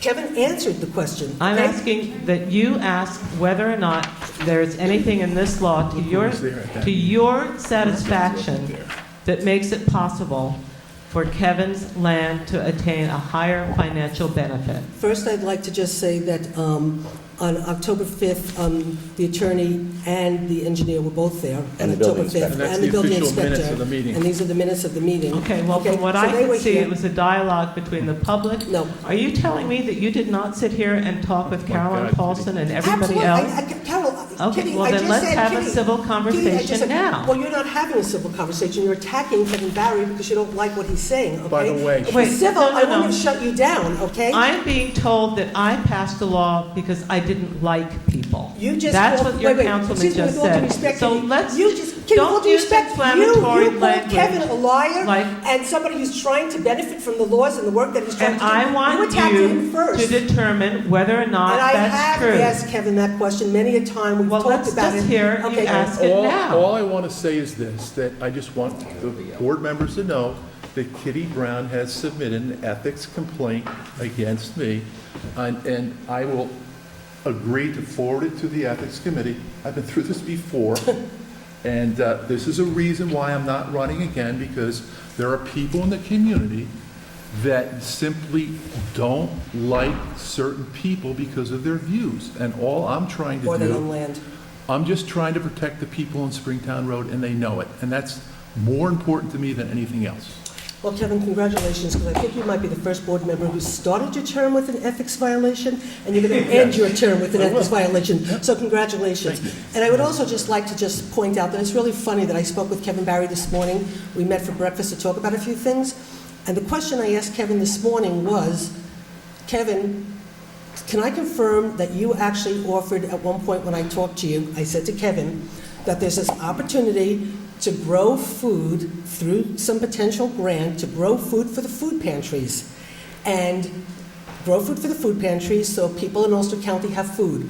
And I said to Kevin this morning, I just want to remember, I think I asked you, were you the one who told me that yes, we could use your land? And he said, absolutely. And we talked about his land just this morning, and he said to me, most of it's in the wetlands. My land really can't be developed. I only have X amount of land that could be, for whatever. And I would absolutely be interested in using my land to grow food to feed food pantries. So I just want to put that on the record, because we just had that conversation at 8 o'clock this morning. So, That's it. I think we should move on to the agenda. thank you. Okay, so, labor attorney contract. I'm so glad I came tonight, thank you. So where's the, Yes. so the labor attorney so- contract, just so I don't know if everyone, it was actually distributed to the board, if everyone looked at it, if no one saw the difference in it. Bill Wallens is our labor attorney. We're currently at $1,900. Just so you know, it's going up $75 a month for each one, for each fine month. with It is budgeted for. Just so everyone knows what the great advantage is, and this actually goes back to Susan Zimmett 1, is what we had done in the past is when most labor attorneys, or many labor attorneys, they charge for everything. With our labor attorney, if we end up in arbitration, or right now we're in mediation, it actually is included in the fee, so there is no increase in fee. So where a labor attorney may only show up once or twice a month, right now Bill is showing up multiple times per month. I was on the phone with him several hours this week already. Susan's on the phone with him, and that's all included in the price. It also has paid off because Very often, union negotiators can say, well, your labor attorney wants to go to arbitration or mediation because they're going to get paid more. In the case of our attorney, they don't get paid anymore. It is a flat rate, and he takes the wins with the losses. So, He's also a phenomenal attorney. yeah, he's also a phenomenal attorney. And so I'd like to make a motion that we accept the attorney from Romer, Wallens, Gold, and Minot to go to a term of December 31st of 2018. Pursuant to the terms of the contract. Pursuant to the terms of the contract and for the supervisor's image to sign. Second. All in favor? Aye. Motion so carried. Okay, the next one is just very quickly it's, I guess, just doing a 30-day extension for people to go for a liquor license. Isn't it a No, waiver? this is- It's a waiver. It's a waiver, it's a Yeah. standard waiver Yeah, why don't you? where that we're waiving the 30-day period that we have. So moved. Second. All in favor? Aye. Motion so carried. Okay, Municipal Center, I'll turn it over to Marty first, because I think Marty has a spreadsheet that he might have wanted to take us through and talk about, I'm not sure. Yes, no? I think that I would like to first just give a little update as to what the progress has been to date, where things stand, and what, from my perspective, needs to be done next in order for the project to proceed unimpeded. To date, the Municipal Space Committee has been interviewing architects. They've narrowed it down to 2.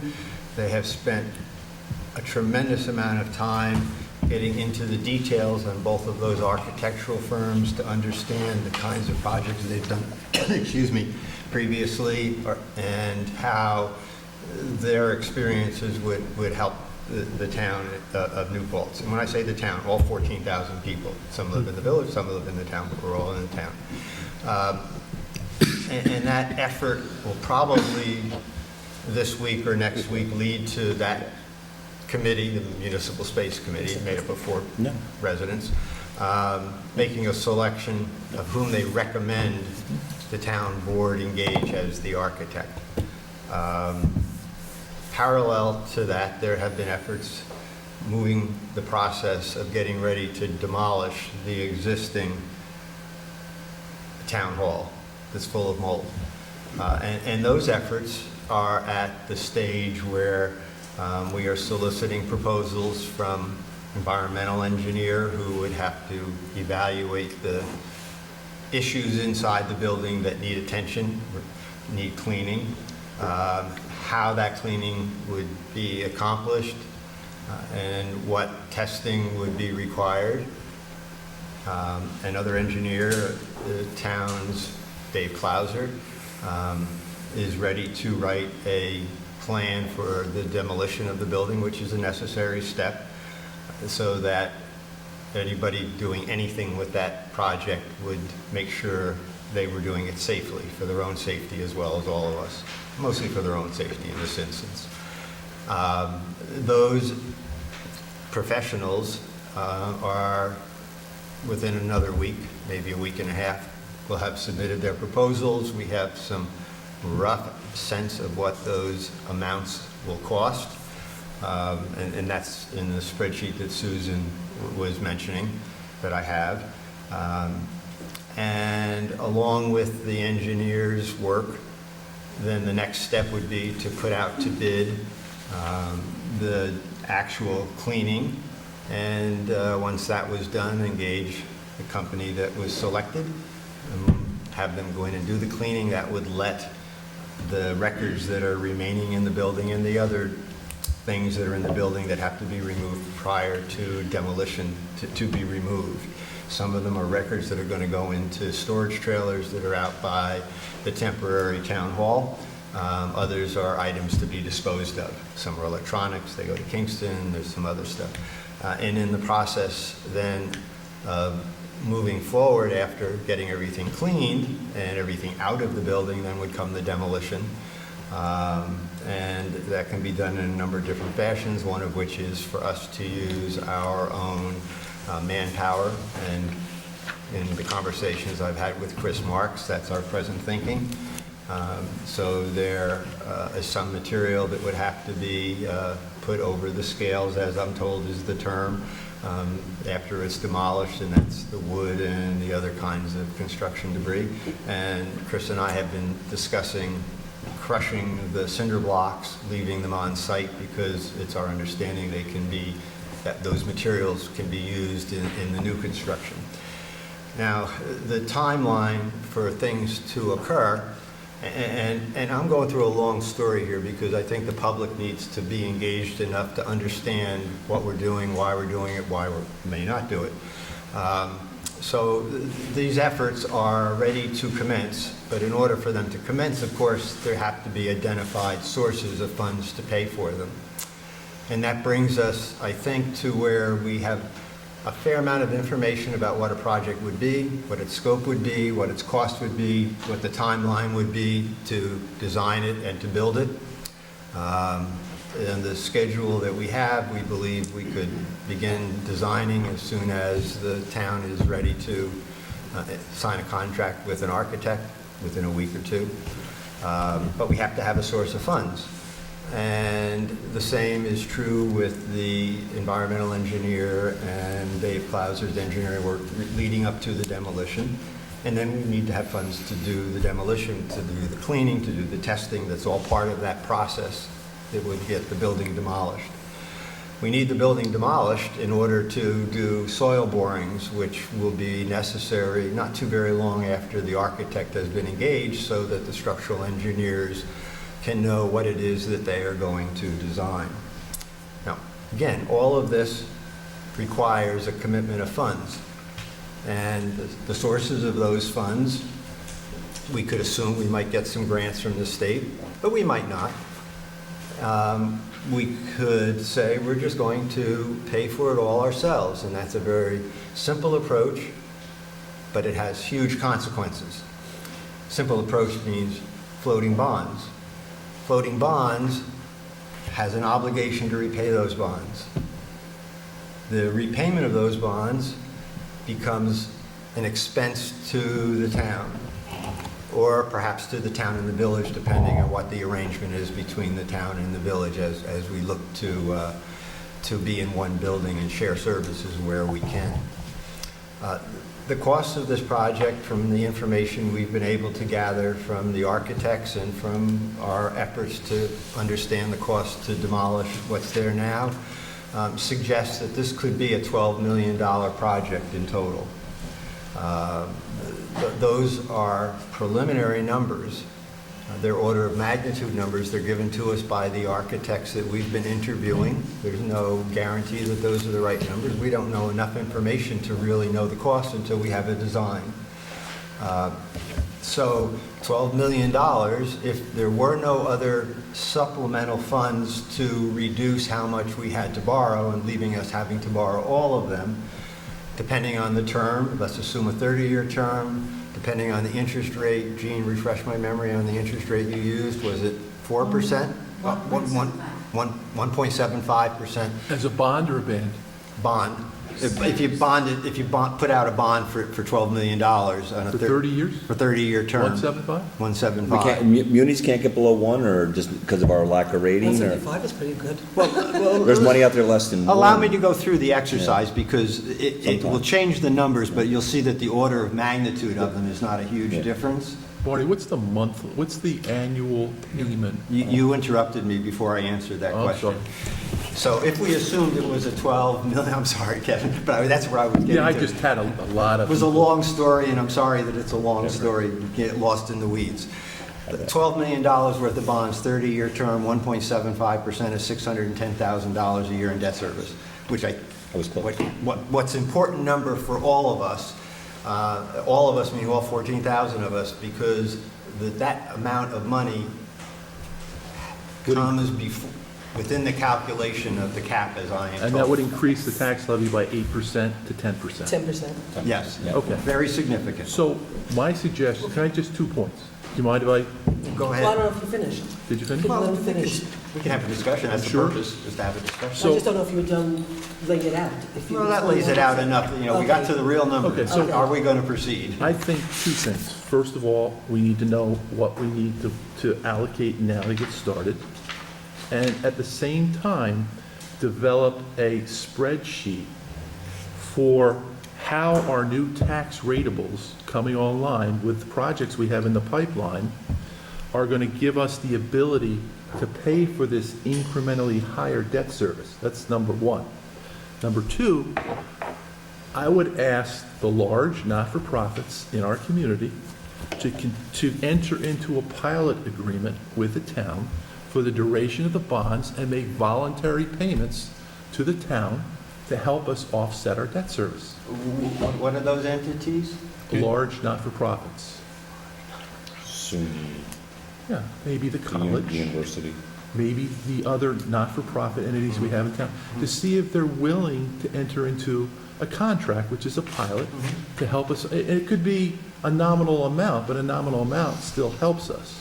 My point is, I think you have to demonstrate to the public, and I think we can, that these new projects coming online will help us develop the new revenue sources to finance $610,000 annually. That's just a suggestion I have. Those are good suggestions, and I think we're at a stage where we want to gather all of the suggestions that we can and explore all of them to see which ones can help us And decide. Marty, just to make sure I understand this, and we were chatting about this before, but for the public too, that number that you came up with is based on us not getting grants and does not factor in the money we would potentially get from the village if we were to do a rent or another agreement, and also what we would break in a lease for the for the police department if we were to move them to the structure as well, correct? That's correct, it does not. And from what the information that we have from the architects suggests that a 25,000 square foot building is likely with the village as well as the town occupying, and the justice court and the police occupying the space. And that perhaps without the village, we might be at 22,000 square feet, or perhaps a little bit less than that. So if you take the projected village amount of 3,000 square feet out of a total of 25,000 square feet, I don't know what that percentage is, it's around 12% maybe. So if you said out of $12 million worth of bonds, potentially if we had no other sources, 12% of that would be covered by rent payments were the village to be a tenant, or shared payments if they were to be co-owners. That's correct. So now you've reduced that cost by $1.2 million, that $12 million, or excuse me, the amount that you're borrowing by $1.2 million. What was the other thing you mentioned? I talked about the idea that if the police were to be within this structure, we would be able to end the renting agreement that we currently have. At some point, either before or when that lease terminates, then the amount of the payments presently being made to C2G as their landlord would become freed up to cover some debt service. And I don't know what that number is. It's a little over 100,000, about 100, say about. So that's 90,000. that's Yeah, supporting. Well, it It's goes up 100. each year, so over the next couple, by the time we leave, it'll be 100. Actually, by the time you pay taxes, it's 100, over 100,000. So that would Our support share of the about taxes. $2 million worth of the debt, bringing us still further down to maybe $8 or $8.5 million. And you can do that proportionally. If 12 million is 610,000, 8 million would be 2/3 of that, or $400,000. Still a huge amount of money. We expect caps to be reduced in the future. At least that's what I'm hearing from Susan and others, and what I read online and what I read elsewhere. None of which helps figure out where you're going to find a source of funds to cover a large number of incremental dollars. So my sense is that while we could do some things to move the project forward with some money, that demolition of the building, for example, that anything other than that, such as engaging an architect or asking the volunteers that are presently working with the Municipal Space Committee, or asking the architects that are being requested to provide more and more input so that a judgment can be made by the Municipal Space Committee, that those efforts, it may not be fair, depending on what the direction was of the board, to ask them to continue to push and meet often and spend a lot of their time if the decision is we're not ready to move forward. So my presentation and the dialogue is really to try to answer any questions, provide any information I might be able to, ask Jean if she's here, because she's here, if she has any answers to any other questions that we have. Because the threshold issue is, do you want to move forward? And it ties to, well, how are we going to pay for that debt service without busting the cap? It seems to me with Kevin's questions too, though, which are pretty spot on, and I just need to think more about some of the things we have coming online, so I think we can cover a pretty good portion of it, but I think we can. No, they come in, I mean, there's, just doing back, I don't know, it seems doable, and I think that the biggest thing is, though, is Marty, is that it's what does it do to the total tax levy? So I think, I like Kevin's question, though, is I don't believe there's anyone on this board that doesn't want to continue going forward. So I guess my question would be Well, you is... haven't let me speak, but you keep going. No, but I think my question would be is what do you project is our next, and I had your list there of things that need to be done. So how much money do we need to produce now? Plans don't go stale. So if we were to engage all the engineering, the architect, to get going at least up to architectural, what would we need to put in on the table? And then I think maybe we could then start searching through our budget and look at next year to see if we have that type of money. Well, yeah, I can address that, I think, for us. But I wanted to pick up on something I heard you say, Kevin, that all of us are in favor of moving this forward. I remember that when I was first appointed, the first request I had from Susan was, would I please move the development of the Municipal Center forward to the point that before she left office at the end of the year, we'd be ready to go. So I've been pushing the process forward, guided in large part by that, but I'm also wanting to see it happen. So I would be self-motivated were not to have known that there was board support to move it forward.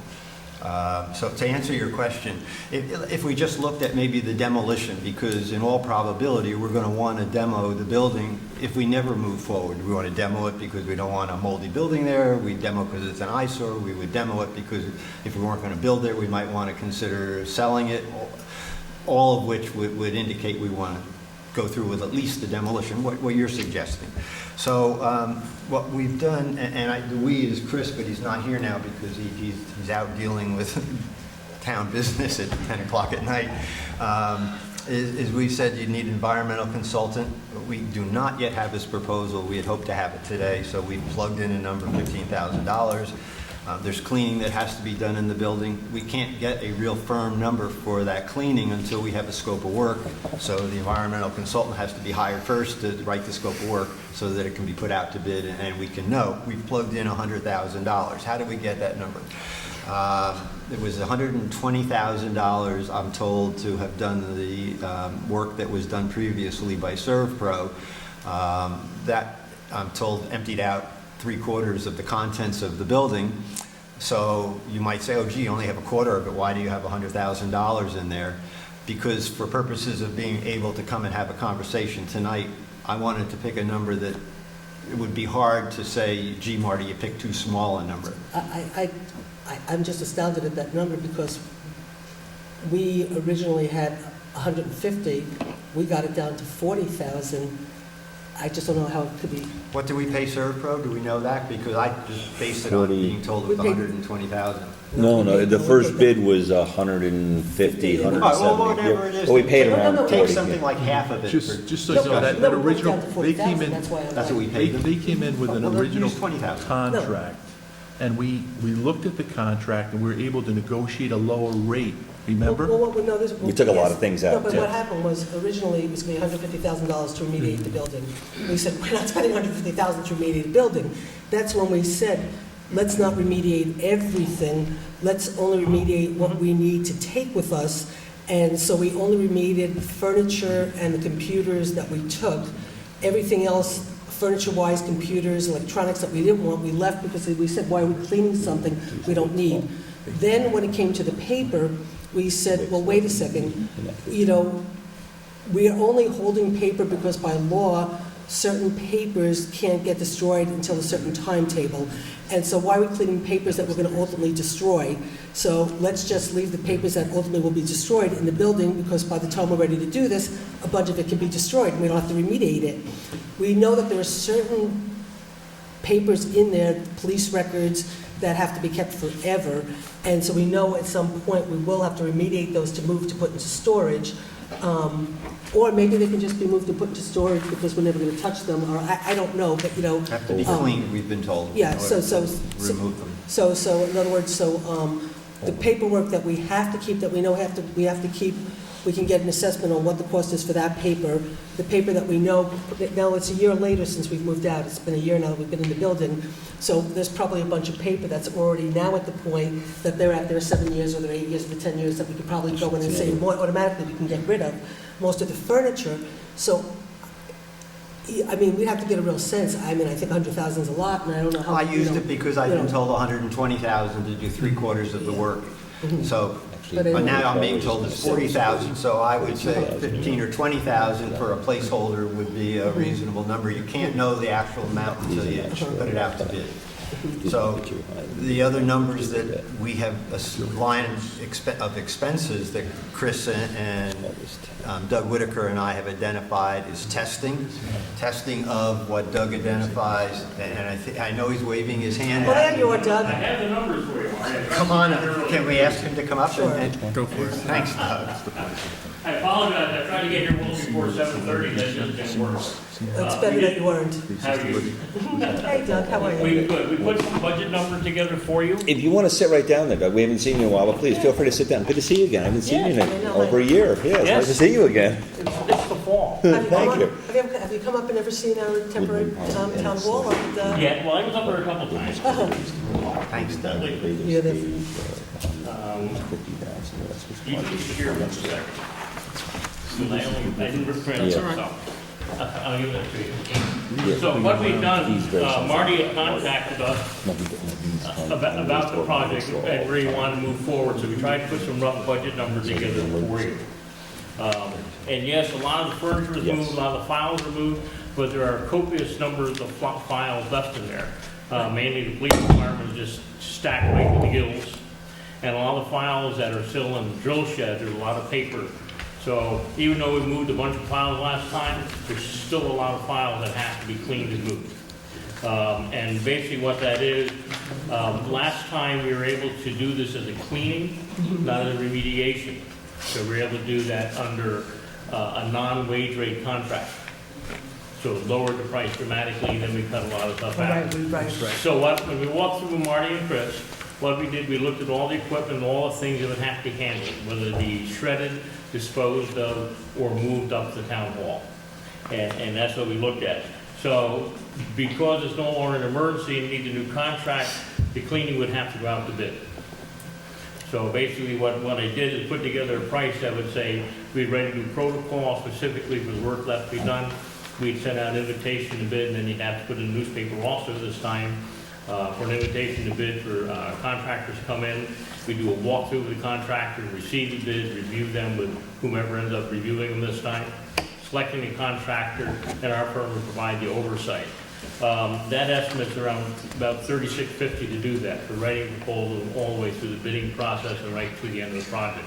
I did have a discussion with the contractor, because it is going to bid. I really didn't want to put his name on things, because it's not fair to him in the future. But I asked him to look at it both wage rate and non-wage rate, and he's looking at about $37.4 as a non-wage rate job, and $69.4 as if we had to use the state wage rate. And we got the waiver last time. You got a waiver last time. Now, is there a trigger for the Wicks law so it does not become enacted, or?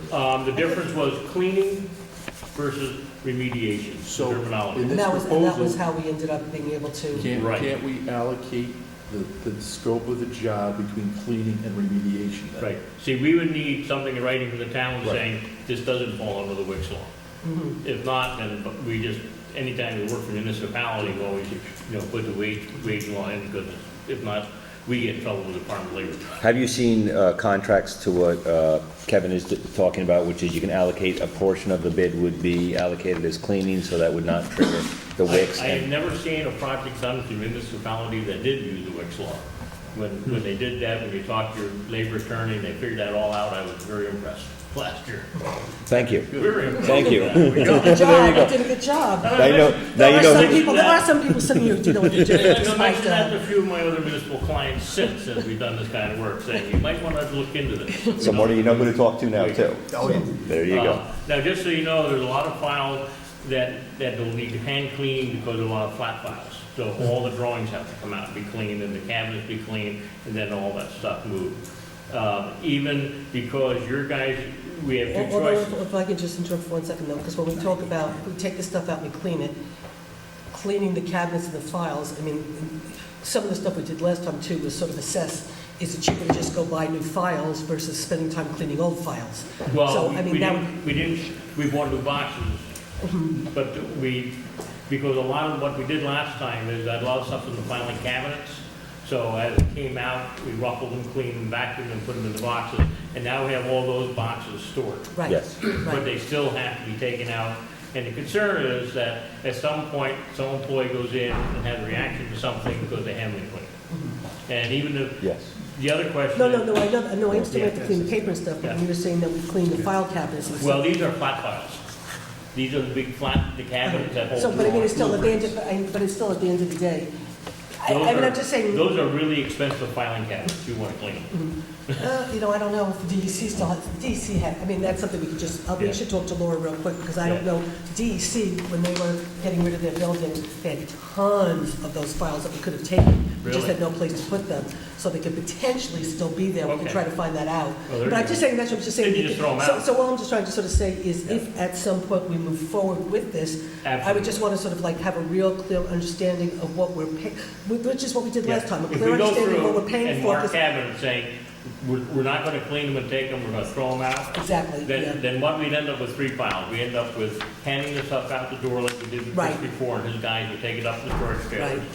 Things that had to be shredded, if the shredder can be scheduled at the same time, Mm-hmm. Right. then we wouldn't have to clean the files because Right. we'd have the guys under Shredding, protection, take them right. out and throw the files in the shredder. So it saves the cleaning Right. and saves the handling. Right. Because there's a lot of stuff there already marked to be shredded. Right, Yes.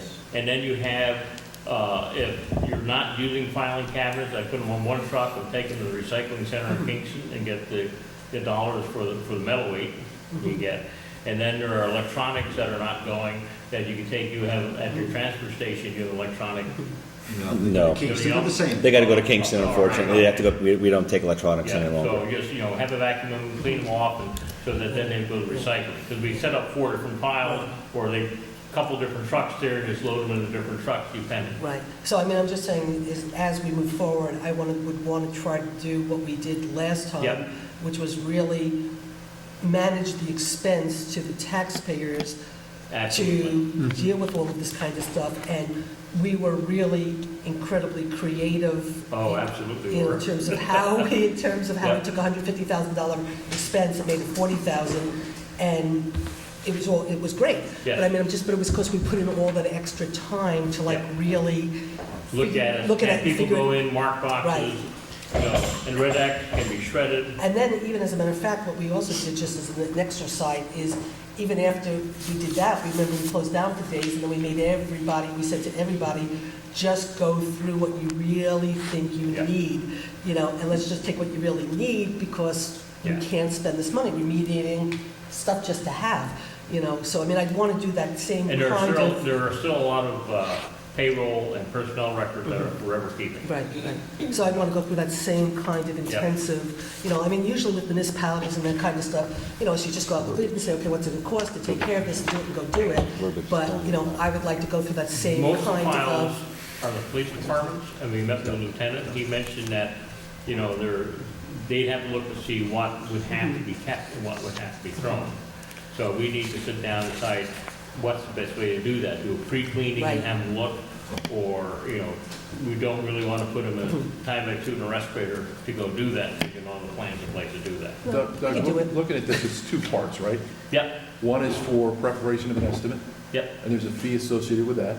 Which Well, is, after preparation, my fee is to prepare the work document and take it all the way through the end of the cleaning. What's that first number? I see file and equipment. The Yeah. 3650? Yeah. That's my cost. So that's your From stem to cost. stern. Okay, and, All of it. and so that's your fee for the Yeah. entire project, Yep. and not a percent of the estimated work? No, I don't do that. Okay. Okay, so the first cost is 3,650, then. You want to the- negotiate with him on that, by the way, right No, now, we're Kevin, not, or you no, want we're to not wait? going to, Kevin, we're not. You want to wait? or- I'm not going to negotiate Okay, that. There I you just want you to know that, I Doug. think just- that's a very fair Yeah, number. Doug, my invoices I bill on an hourly basis, and I detail every day what I do. I think just it's a want very you to fair know, I I think just it's want you to very know fair, though, because every time we've ever gotten anything in front of us that had anything in it, Yeah. okay, the dollar sign, Kevin always said, can you go back and negotiate it cheaper? Can you go back and negotiate it cheaper? So the fact that Kevin's saying, no, I don't want to negotiate it cheaper, is a testament to you, that Kevin is accepting it on the first go-round, right, Rosanna?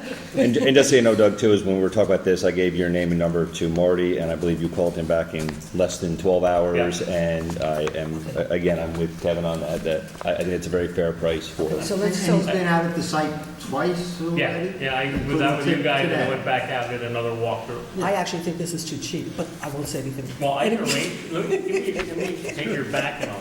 All right, so, Anyway, so now the Anyway, next. So Kevin, so the that- next piece The is, next cost piece is, is- could be 37,400, or it could be 69,000, Right. depending on that whole And if we cleaning, leave beforehand, as remediation. we do the procedure, Right, we did and last and time. know that of the 700, 800 boxes left in there, that 400 of them are gonna go to shredder, and you're gonna schedule the shredder at the same time. Right. So all they have to do is pick them up and carry them and throw them in the shredder, then you don't clean them. So. That's and you can do that in one day? No, that takes a process. I would think the shredder, we could leave all the stuff behind, Right. and then schedule the shredder for a day. Okay, I so don't know just how much to- they- $600. So just- $600 for one day of shredding. I don't know how much they can do in a day. That's the, I don't know, they could do a full truck. I'm not sure what a full, you know. So for just planning purposes for the moment, Yeah.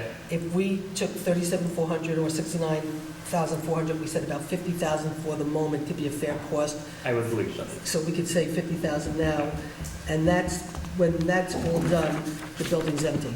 Right, because we get all the electronics, anything left in there, everything will be Okay, gone. everything's done. Okay, so then the next cost is, Well, the next thing is the asbestos. Under New York State US EPA rules, you have to inspect any building for presence of asbestos-containing material before you demolish it. That is either friable or cut to become friable. Any building material will become friable when you take a record wall through it. As you can see by what's doing the old Howard Johnson's and Kingston's right now. You know, so now, so what we're looking at is, we would need to go in and do a space-by-space survey. I went in and quantified materials. There are 2 or 3 different types of 9x9 floor tiles. There's a couple different types of 1x1 floor tiles. There's, I think, 3 different types of sheet flooring. And then you have to sample the gypsum board. You have to sample the translate panel that is above the old abandoned HVAC unit in the ceiling above the kitchen. and you know, and I know, what you're gonna find out is the reason why we were all so goddamn sick for so long is because of everything you're gonna find in that building when you do this. The roofing, Unfortunately, we're only looking for asbestos. and then the roofing material also needs Roofing materials, window glazing, grout, the state. paint. Actually, it's old enough to Yeah. possibly have, Oh, Ceiling absolutely. tile. God knows. So now this. And I'd also open up walls because I know where the heater is, I know where the heat comes out, but we've never looked into walls and the age of the building. Are they insulated material or not? so, Well, but see, the interesting thing was, when the, I don't know if it was you, when you, I think, first came in, or whoever Yeah. came in and started opening up to look around, once you started disturbing, that's when we all really got incredibly sick after that. When you Just by started the, opening up by the just the sheer little bit of disturbance that you guys Yeah. did, that's when we were all like, that's when it got so bad. That was when you came in, Dan, that time when we were in executive session, and you made a comment to me after being in my office for 45 minutes, you weren't feeling well, and that was after you guys had made a little bit of a disturbance, and it was just really, so Scary. part 2 is just for the lab. Right. Okay. So wait a Right. second, so And the part two- laboratory runs so expensive because what they say is that if you take a sample and it comes back positive, you don't have to analyze the rest of the samples of the same material. If it comes back negative, then you have to sample all materials of that. Because many of these things are called non-organically bound materials mixed with tar and stuff, like floor tile, roofing. If it comes back using the first method as negative, you have to go to transmission electron microscopy, NOV, in order to prove it. So you actually get to go through for like a floor tile, there's 8 separate analyses that end up going through to say it's a negative floor tile. so. let me That's just- why the price is such a range from $1,200 to $6,750. If your sampling price is only $1,200, it means you have a very high asbestos abatement cost in the building. So your estimate's based on 44 samples versus up to 102? No, 44 different materials. Okay. A four, And up to four. 102 samples. So Some 102 require is- 2, and some require 3, depending on the type of The material. $6,750 for 102 samples? Yep. Okay. Okay, so now, the 2,550, Yeah. that's... And once again, if we stumble onto, we start opening up walls and find out they have air cell pipe insulation in the walls, that's cheap for sampling, Yeah. because. No, but I mean, but the the professional service, the Yeah. 2,550, Yeah, that's an estimate. that's for you. That's the time I think it'll take to go Okay, through the but I mean, so sampling. this is like, you know, the first phase is the 3,650, the second phase is 2,550, and that's Yeah. for you. And then it could be anywhere from the 1,200 to the 6,000, Right. 6,000. So I'm gonna just take for the moment the 6,500, just on the safe side, from there. Okay, keep And going. Marty asked about an estimate for the asbestos abatement, and I almost feel bad giving you something like that, because there's gonna be such a huge, I believe that when you get done in there, the 9x9 floor tiles throughout the whole building, by the way, are gonna be asbestos. Under the carpet. I've seen it twice where it's not asbestos, but most of the time. The one-by-ones, I don't think so. The sheet flooring, I don't believe so. About 30% chance in the gypsum board, and there's a lot of gypsum board in the building. Architectural shingles, I've never had, I think you get once the in 30 50. years, I've actually had to come back asbestos. Yeah, so And I think that roof was replaced. Anybody have an idea when it was replaced? It was, I don't know if it was actually replaced, I think it was repaired. I know when I was in the first time, when I came in the first time back in 96, I know that there was a bunch of, the roof was, things were repaired, you know, patched Yeah. up. It looks I in don't pretty good shape right now. Well, it's- There's architectural shingles on it, that's why Right. I I believe, if memory serves me too, it was predated me, I believe, and Bob might remember, I believe it's just layered shingles on that. I don't remember. Definitely architectural shingles on I it. think they just layered And it over, only looks yeah. like one layer when I got up. It's and took a look possible. at it. It That's looks very- like the original layer was taken off. It's very possible, yeah. So what's the back end cost that's not determined? 62. Well, 62. so we're at 62,950 for the moment, Right, but that's just to Without- get us to understand without what then we have to, asbestos then we have to do. the right, building. without asbestos abatement. And what, like, so for a building like that, if it's Well, the let me worst case ask a question, scenario? because I forgot to look at my drawings I left. Approximate square footage of the current building? About 100 square feet.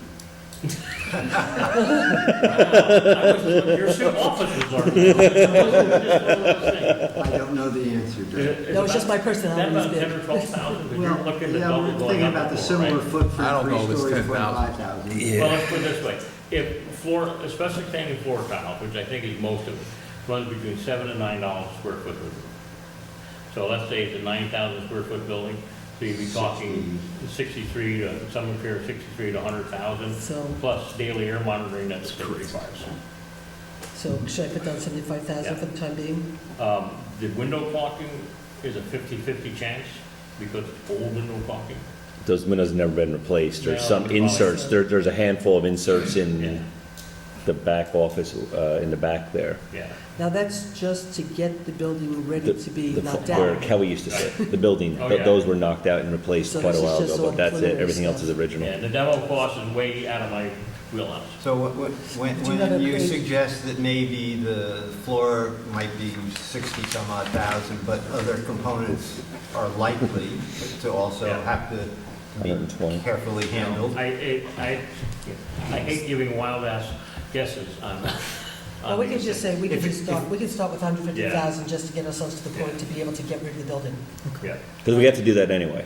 yeah. No, I know. Obviously, you gotta take this. I'm not sure just which numbers you're using, I don't want to say yes So- or no. I'm using right now is 62,950. That's for all the numbers. pre-asbestos. 62 for Whitaker, okay. Okay, and then I put in for now 75,000 for the asbestos abatement, but I think that that might even be low, so. Yeah. And then Dave Cloud, he can't do this Uh-huh. without Dave. So you're at If you would like- 137,950. And Dave suggests to Chris today, who told me to use 15,000 Yeah. for Dave. And if you'd like, I could try and get a contractor to come down and give you a high-low. So there you go, Marty. High-low estimate. Well, it's a- That's with 15,000, so you're on Okay. 152,950 that's at still- high. That's probably. That low. includes the asbestos abatement. No, because you only use the 75,000 for asbestos abatement, right? Yeah, that's all I And used. think- And I Doug- think that's going to Yeah. actually be more. Doug, question for you. In your experience, you've worked with other municipalities, right? Yep. Have other municipalities been able to tap any sources of funds to This remediate is this stuff? something I just don't get involved with. But you don't, from your history, no knowledge? I have no knowledge. Really, a lot of municipalities on the school districts, they get state aid. Yeah. So, they get 50% aid projects back. Most municipalities I deal with take it out of emergency budgets and budgets.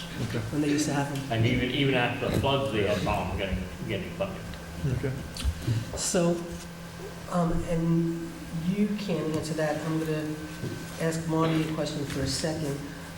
So let's just assume 150,000 This is the to case. It is what it is. 200,000 to just remediate and get it ready to be knocked down. I keep forgetting it's 400. Do you have any idea, Marty, what That is kind of cost to knock a I building will down? quote it Like, this you know, evening. Yeah, $80,000. to knock that building down? And to not be flip about throwing out a number, You get a big one? Chris has calculated the number of tons of cinder block, and he sent me an email updating numbers that I have here, so I think they're a little bit higher. And he's estimated the tons of, he went from how many block to how many tons to how much is, and times how much it's going to cost the tipping fees if they can't be crushed and used on site. And he came up with, I think, around $15,000. The further email might change that number upwards, but $15,000. He estimates the interior, which does have to go over the scales, at $10,600.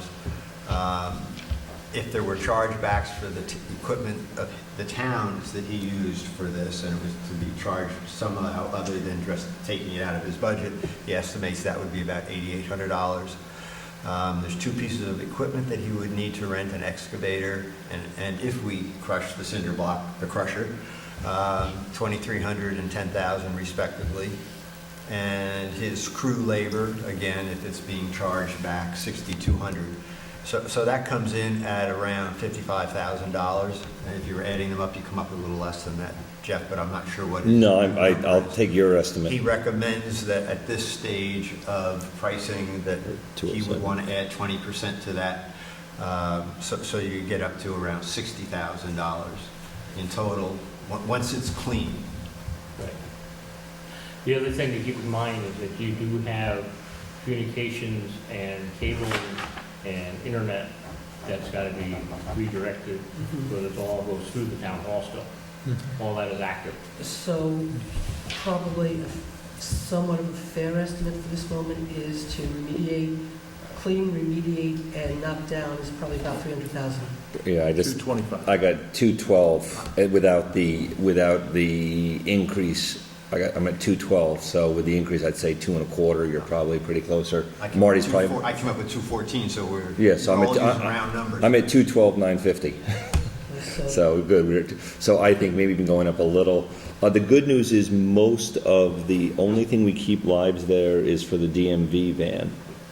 And that is an internet connection, which actually we can steal But I one out thought- of I here. thought- We keep a little bit of electric and a telephone line. I thought we I think it runs underground. I was about to say that we ended up, if I remember correctly, we had the DMV connect now to the community center, right? No, they're still supplied in the back there. I thought we made it. We'll move it. We can move them. Probably can move it, though. That's really bad news that you just gave me I that. thought I was that was there- the original I was goal. there 3 weeks ago. Okay, and the original goal was. But it's very pretty, because then it doesn't run on an overhead wire. Realized it never got I funded. thought there was conduit underground Yeah. from that building to here. Yeah, so Is that's that how- correct? There is an underground conduit? It wouldn't surprise me. I would say you were correct. Because I thought we wanted a lot, we wanted to shut everything down. Those things can become an issue when we go to do Okay, so- demo, if there's cables buried underneath the building. So what, So before, Kevin, before we move, in terms of bringing on the architect, there's two phases, as I understood it from what you explained. The first phase would be like $60,000, more or less, and then the second phase is when it gets up to $600,000, right? Multiple phases. I don't have the contracts with me with the percentages for each of the phases.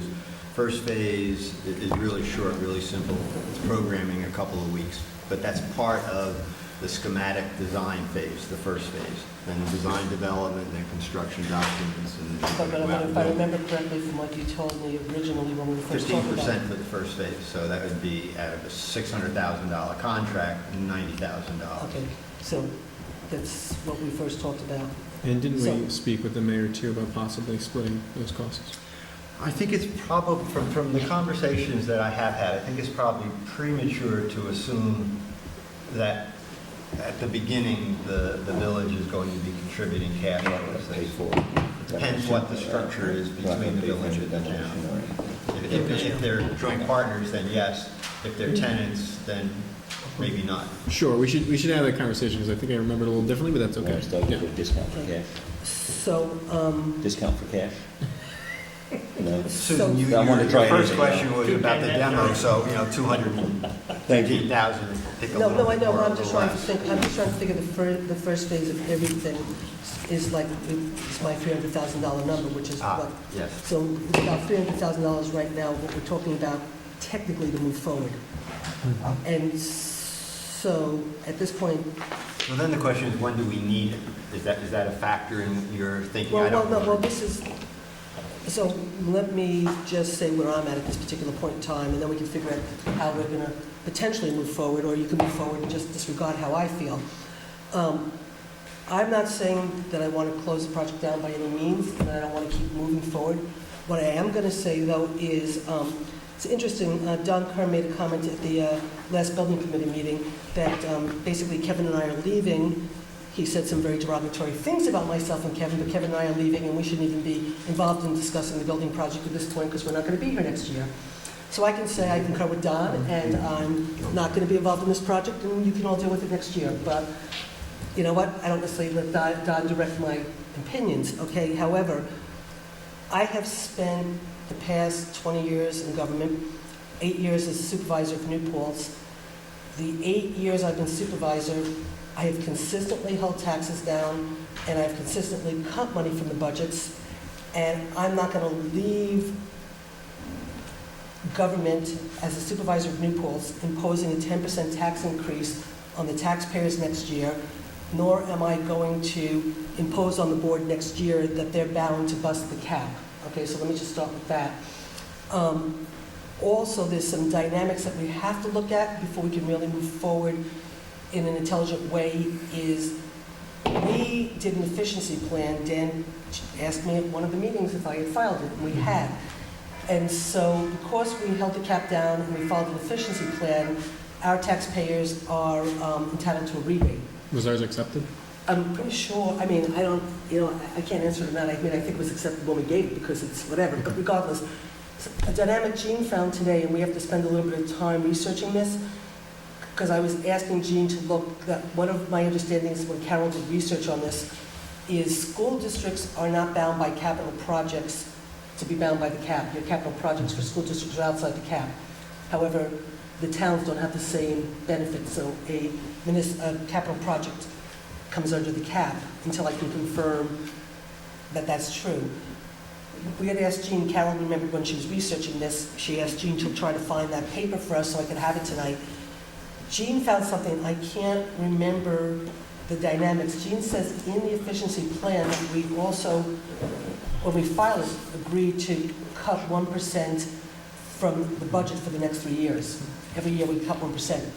So if we agree to that, we have to find out what are the consequences in terms of how that impacts the community, because if everybody gets a rebate next year, and then we break that, what does that mean? And I don't know, and I didn't know that dynamic until Jean brought it up today, so we have to, I just think it's fair for all of us, especially for you on the board going forward. It's not my problem, it's gonna be your problem, you know, that you have to understand how this dynamic affects, you know, everybody going forward, and then you make your decisions based on that. So we have to research that. We might have some information by next week, I'm sorry.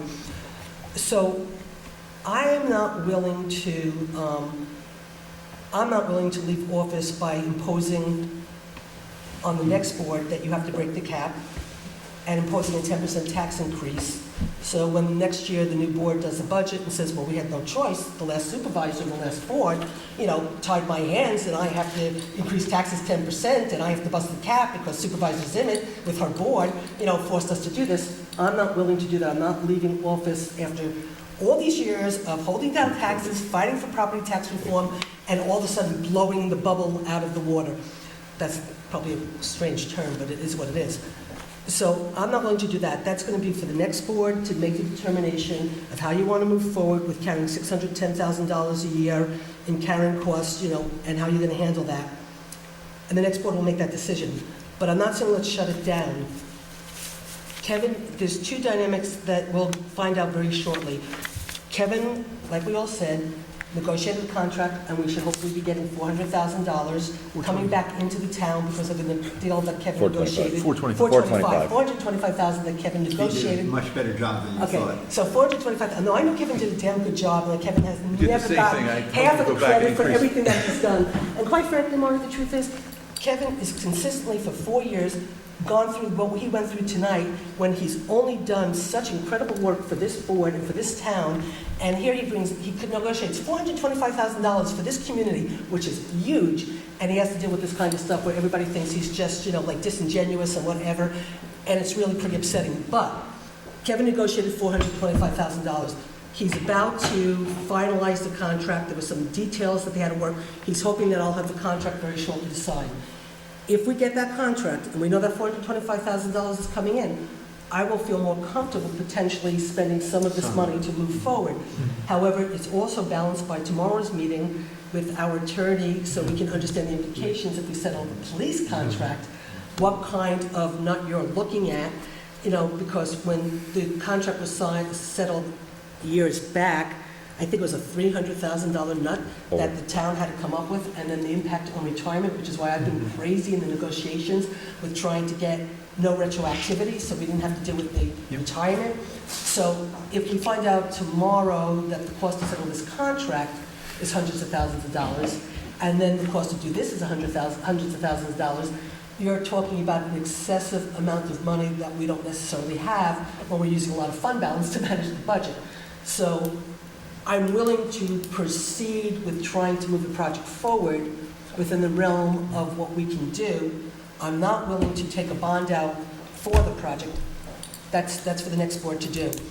So after tomorrow morning, when we find out what the nut is for the police, and then we can balance it all with, this nut, and then the money that Kevin got us, and then the money... Are you calling Jeff a nut? No, the nut that Kevin got us, the this nut here. 425. No, the 425 that Kevin got us. Okay, we've got that 425. We know we have money, in the budget. We know we've had to sell the police contract. So I think tomorrow we'll have a better sense of where we're going, and then we can look at all this in a more... And you have to look, Intelligent. you have to look into the future. You have to know what ratables are coming online. You have to. Point. You have And to- I do, and I think that is a big part, and just the cost savings alone, getting out of the police, it's $100, including fuel and whatnot, you're at $125,000 a year there. The trailers were at over $40,000, we're at $42,000 there, so those two alone are giving us $1.75. That's $3 million. That's But just in a year, though, 175 a year right there, plus there's other, the court, leaving the courthouse, we move the courts, will save us another few thousand. But I think just so we don't, Yeah. we don't turn Doug into a pumpkin here. Well, he doesn't have to stay for this part of the Well, I'd like conversation. to- No, but I would, I'd like to I think suggest- Doug brought this here, and one thing we do have to do, and Kevin will agree to this, or not agree to it, the building is very close to becoming an attractive nuisance, which keeps attorneys employed, unfortunately, and can injure people. So we have to act on that. No matter what we do, we have to act on that building. And acting on that building means we have to secure it, we have to have it tested, and we have to demolish it. Well, we Is there could start- insurance issue with the building presently? It's not Well- very So, much. but, yeah. What is the insurance? It's not much because we're a municipality. It's just the insurance for the building right now, because we're just using it for storage, is like minimal. The problem is, though, and I use the term, and I'm sure Doug's familiar with it, attractive nuisance, meaning it's something that is fun to look at, and it's only a matter of time before Someone sues you. I'd also mention that. something bad happens, and that's what we need The to. building, if you're going to move forward, at least with the final and getting all that stuff out, you need to do it soon, Because because of- if it drops too cold, Yeah. then the contractor's additional cost would have to bring in heat.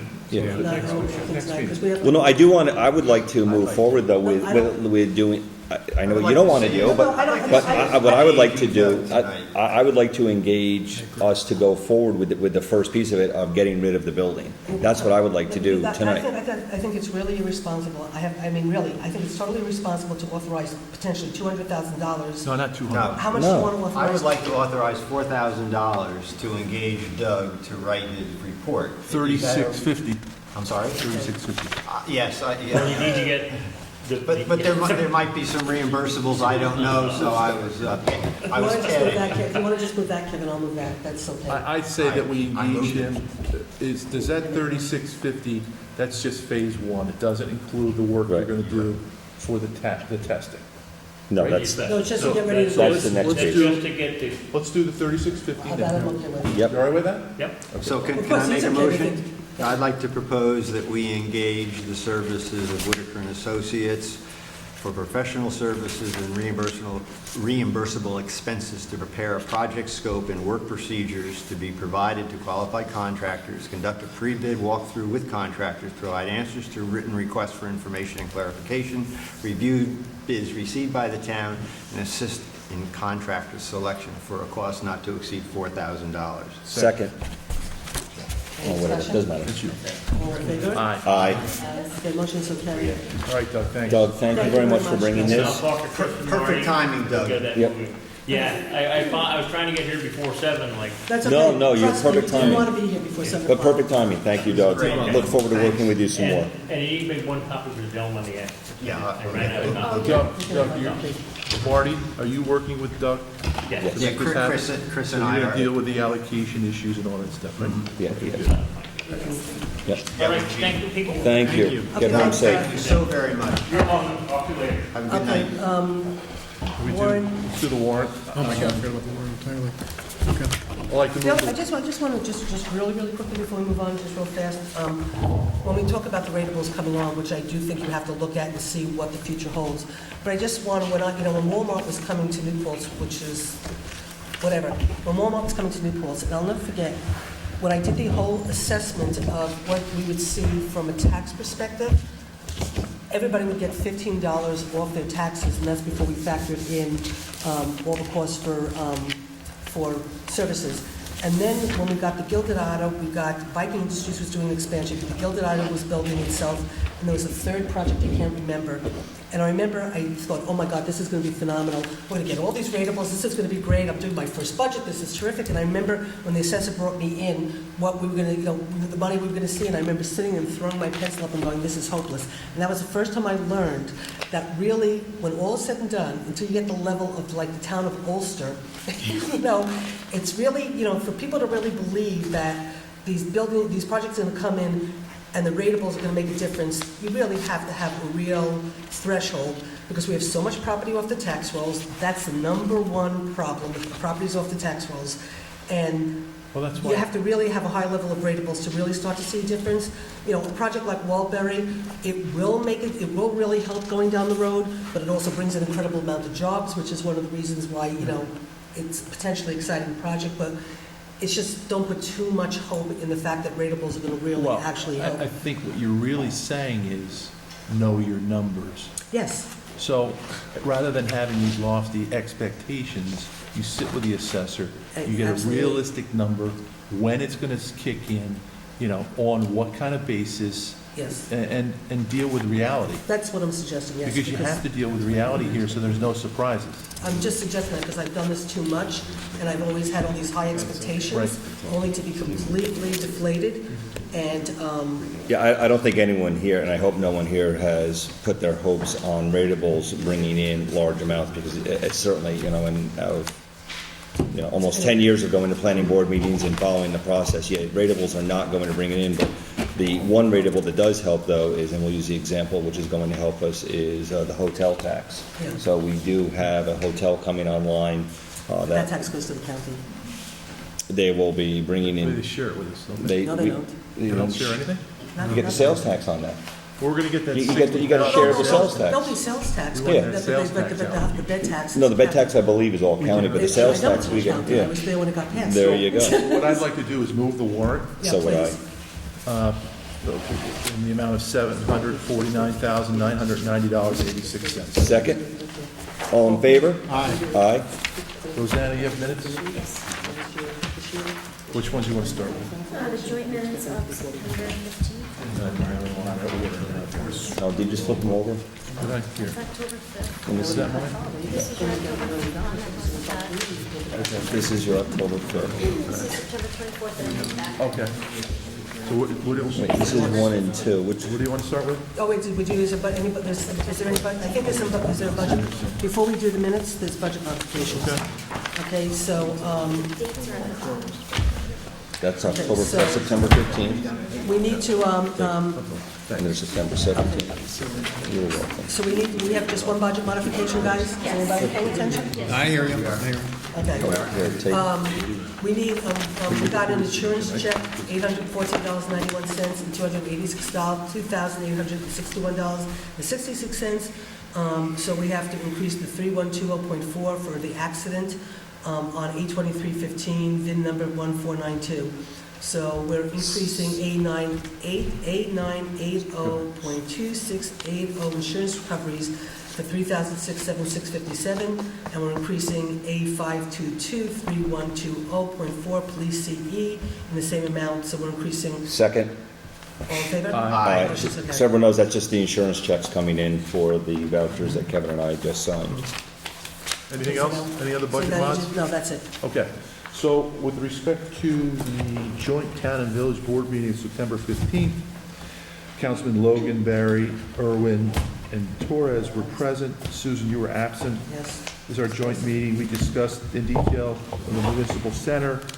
We also discussed the proposed fire district, and there was some consent by the village board to allow us to broadcast a town board meeting instead of their regularly scheduled village meeting. So I move that the board adopt the joint town and village board minutes from September 15th. Second? All in favor? Aye. Rosanna, abstain. And the town board meeting from September 17th, 2015, present Logan, Barry, Irwin, Torres, absent Supervisor Zimmett. Seniors to Valkill, we had Kathy Puglisi tell us about their trip to Eleanor Roosevelt's home. Public input from Dave Lent from the building committee. Further discussion by Councilman Irwin of the Municipal Center. We made an appointment to bar, we accepted a couple of resignations, did a lot of work that night. Standard workday resolution, we appointed a new wetlands inspector, grant for the Justice Court, budget modifications and warrant. Second? All in favor? Aye. And then we stay in Rosanna. And Dan and Marty, did you guys get in your standard work week? I have to do this. If you didn't, just stop in. Who has a copy, and I apologize, who has a copy of the standard work week, any of the ones we've submitted? Do you have that in I your? have them all. If you just stop in, I'll see you. if you just stop in and see her, it literally will take you half an hour. All right. And once you fill it out once, it's good. And just stop in and see Rosanna. She'll give you one of ours, which is a standard form, the state approved, because they have to publish it on the wall. It has to hang on the wall, the standard work week. Okay, I'll swing in this week and work next week. And literally, it's a half hour out of your day. Town board meeting minutes for September 24th, 2015. I move that we adopt them. We had a discussion about the floodplain, the library ballot proposition. There was a resolution passed regarding Elton Memorial Library. And we had some other discussions. I asked Rosanna to make a couple of changes to the library ballot proposition, just to include the fact that one of the things I also discussed about the education law is that the Association of Libraries to have trustees elected by the public, and that the town should have been copied, or at least had their annual budget discussed with the municipality on an annual basis. And so Did we get their budget? we did get their budget. We did, yeah. Maybe we can put this on for next week for a little discussion, but that was the gist of that meeting. We also did, we also approved the community partnership marketing strategy support tool, the approval of the DEP letter. Yep. Um, We also We did, tabled the discussion about the child care center. Right. yep. We We did- accepted the computer policy. You authorized the engineer to work on the water and sewer at the Field of Dreams. Did you authorize him to work on the field Yep. of dreams? Yes, we did. Yep. Okay, great, terrific, good. We did This is escrow on the accounts. sewer, to finish the Escrow sewer, accounts, so we can get that done. We established escrow accounts. I've reviewed them, and I just had But these changes. can we just go back to the, And also the presentation of the 2016 tentative budget, you had just Yep. received it. So and we also did the tentative budget Do I that have a night. second? Second. okay, Se- well, se- but before we wait, 1 second though, just real quick, on the childcare, Well- I thought you. It was tabled from that meeting, I believe. And we said just didn't want to Was contact. table to give them notice. And we sent them a No, letter. it was able to give, in other words, I'm able to send out the letter. Yes. to you guys. Yes, yes. Okay, just want to. Drafted the circular. No, I don't think it was directed to the circular, I was just concerned when I was working, when I all in favor? sent the letter, I just wanted say to all in make sure that there was authorization from the board to send that letter, you know, so that's all I wanted to make sure of, so when you said you tabled it, that's what got me concerned, because I want to send the letter out if it was tabled. Absolutely. But I have the authority to send that letter out, and you've all seen it, you go, well, given your Yeah. impact, right? Do we need to take just a quick vote on it, or are we good? No, I think No, I- Carol's drafted the letter, but No, well, if you want to send the letter, I mean, if you want to just make a motion to authorize. me I'd like to send it. move that we send the letter that was circulated Okay. regarding that childcare center. Seconded. Okay, all in favor? Aye. Motion so carried, great, all in thanks. favor? They said you already Aye. did? No, this is all, This the is second, this is for the Oh, minutes. And I'm, For the minutes, aye. That's for September Aye. 24th. Aye. Aye, for September 24th. All right, minutes for special town board meeting of October 5th. Present were all of us, We're here. which was I nice. came back. We had Stacy, oh, this is the October 5th Yeah, meeting, we heard yes. something about that. Yes. Yeah. We had our town building inspector here, we had our town attorney Joe Moriello, and town engineer Dave Clauser, because they sat right here. We appointed a hearing officer because there was an unsafe building issue, there was public input. We proposed the floodplain revisions, set the public hearing, made a referral to the appropriate agencies, designated the town board as lead agency, and we had a discussion of the 2016 budget. Second. All in favor? Aye. Aye. Rosanna, you happy? I'm very happy. So are we, Motion to, Roseanne. close the meeting?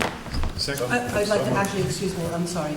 I would like to make a motion to close the meeting in Honor. memory of Julian Studley. That's a great idea. Second. All in favor? Aye. Motion so carried. It's nice.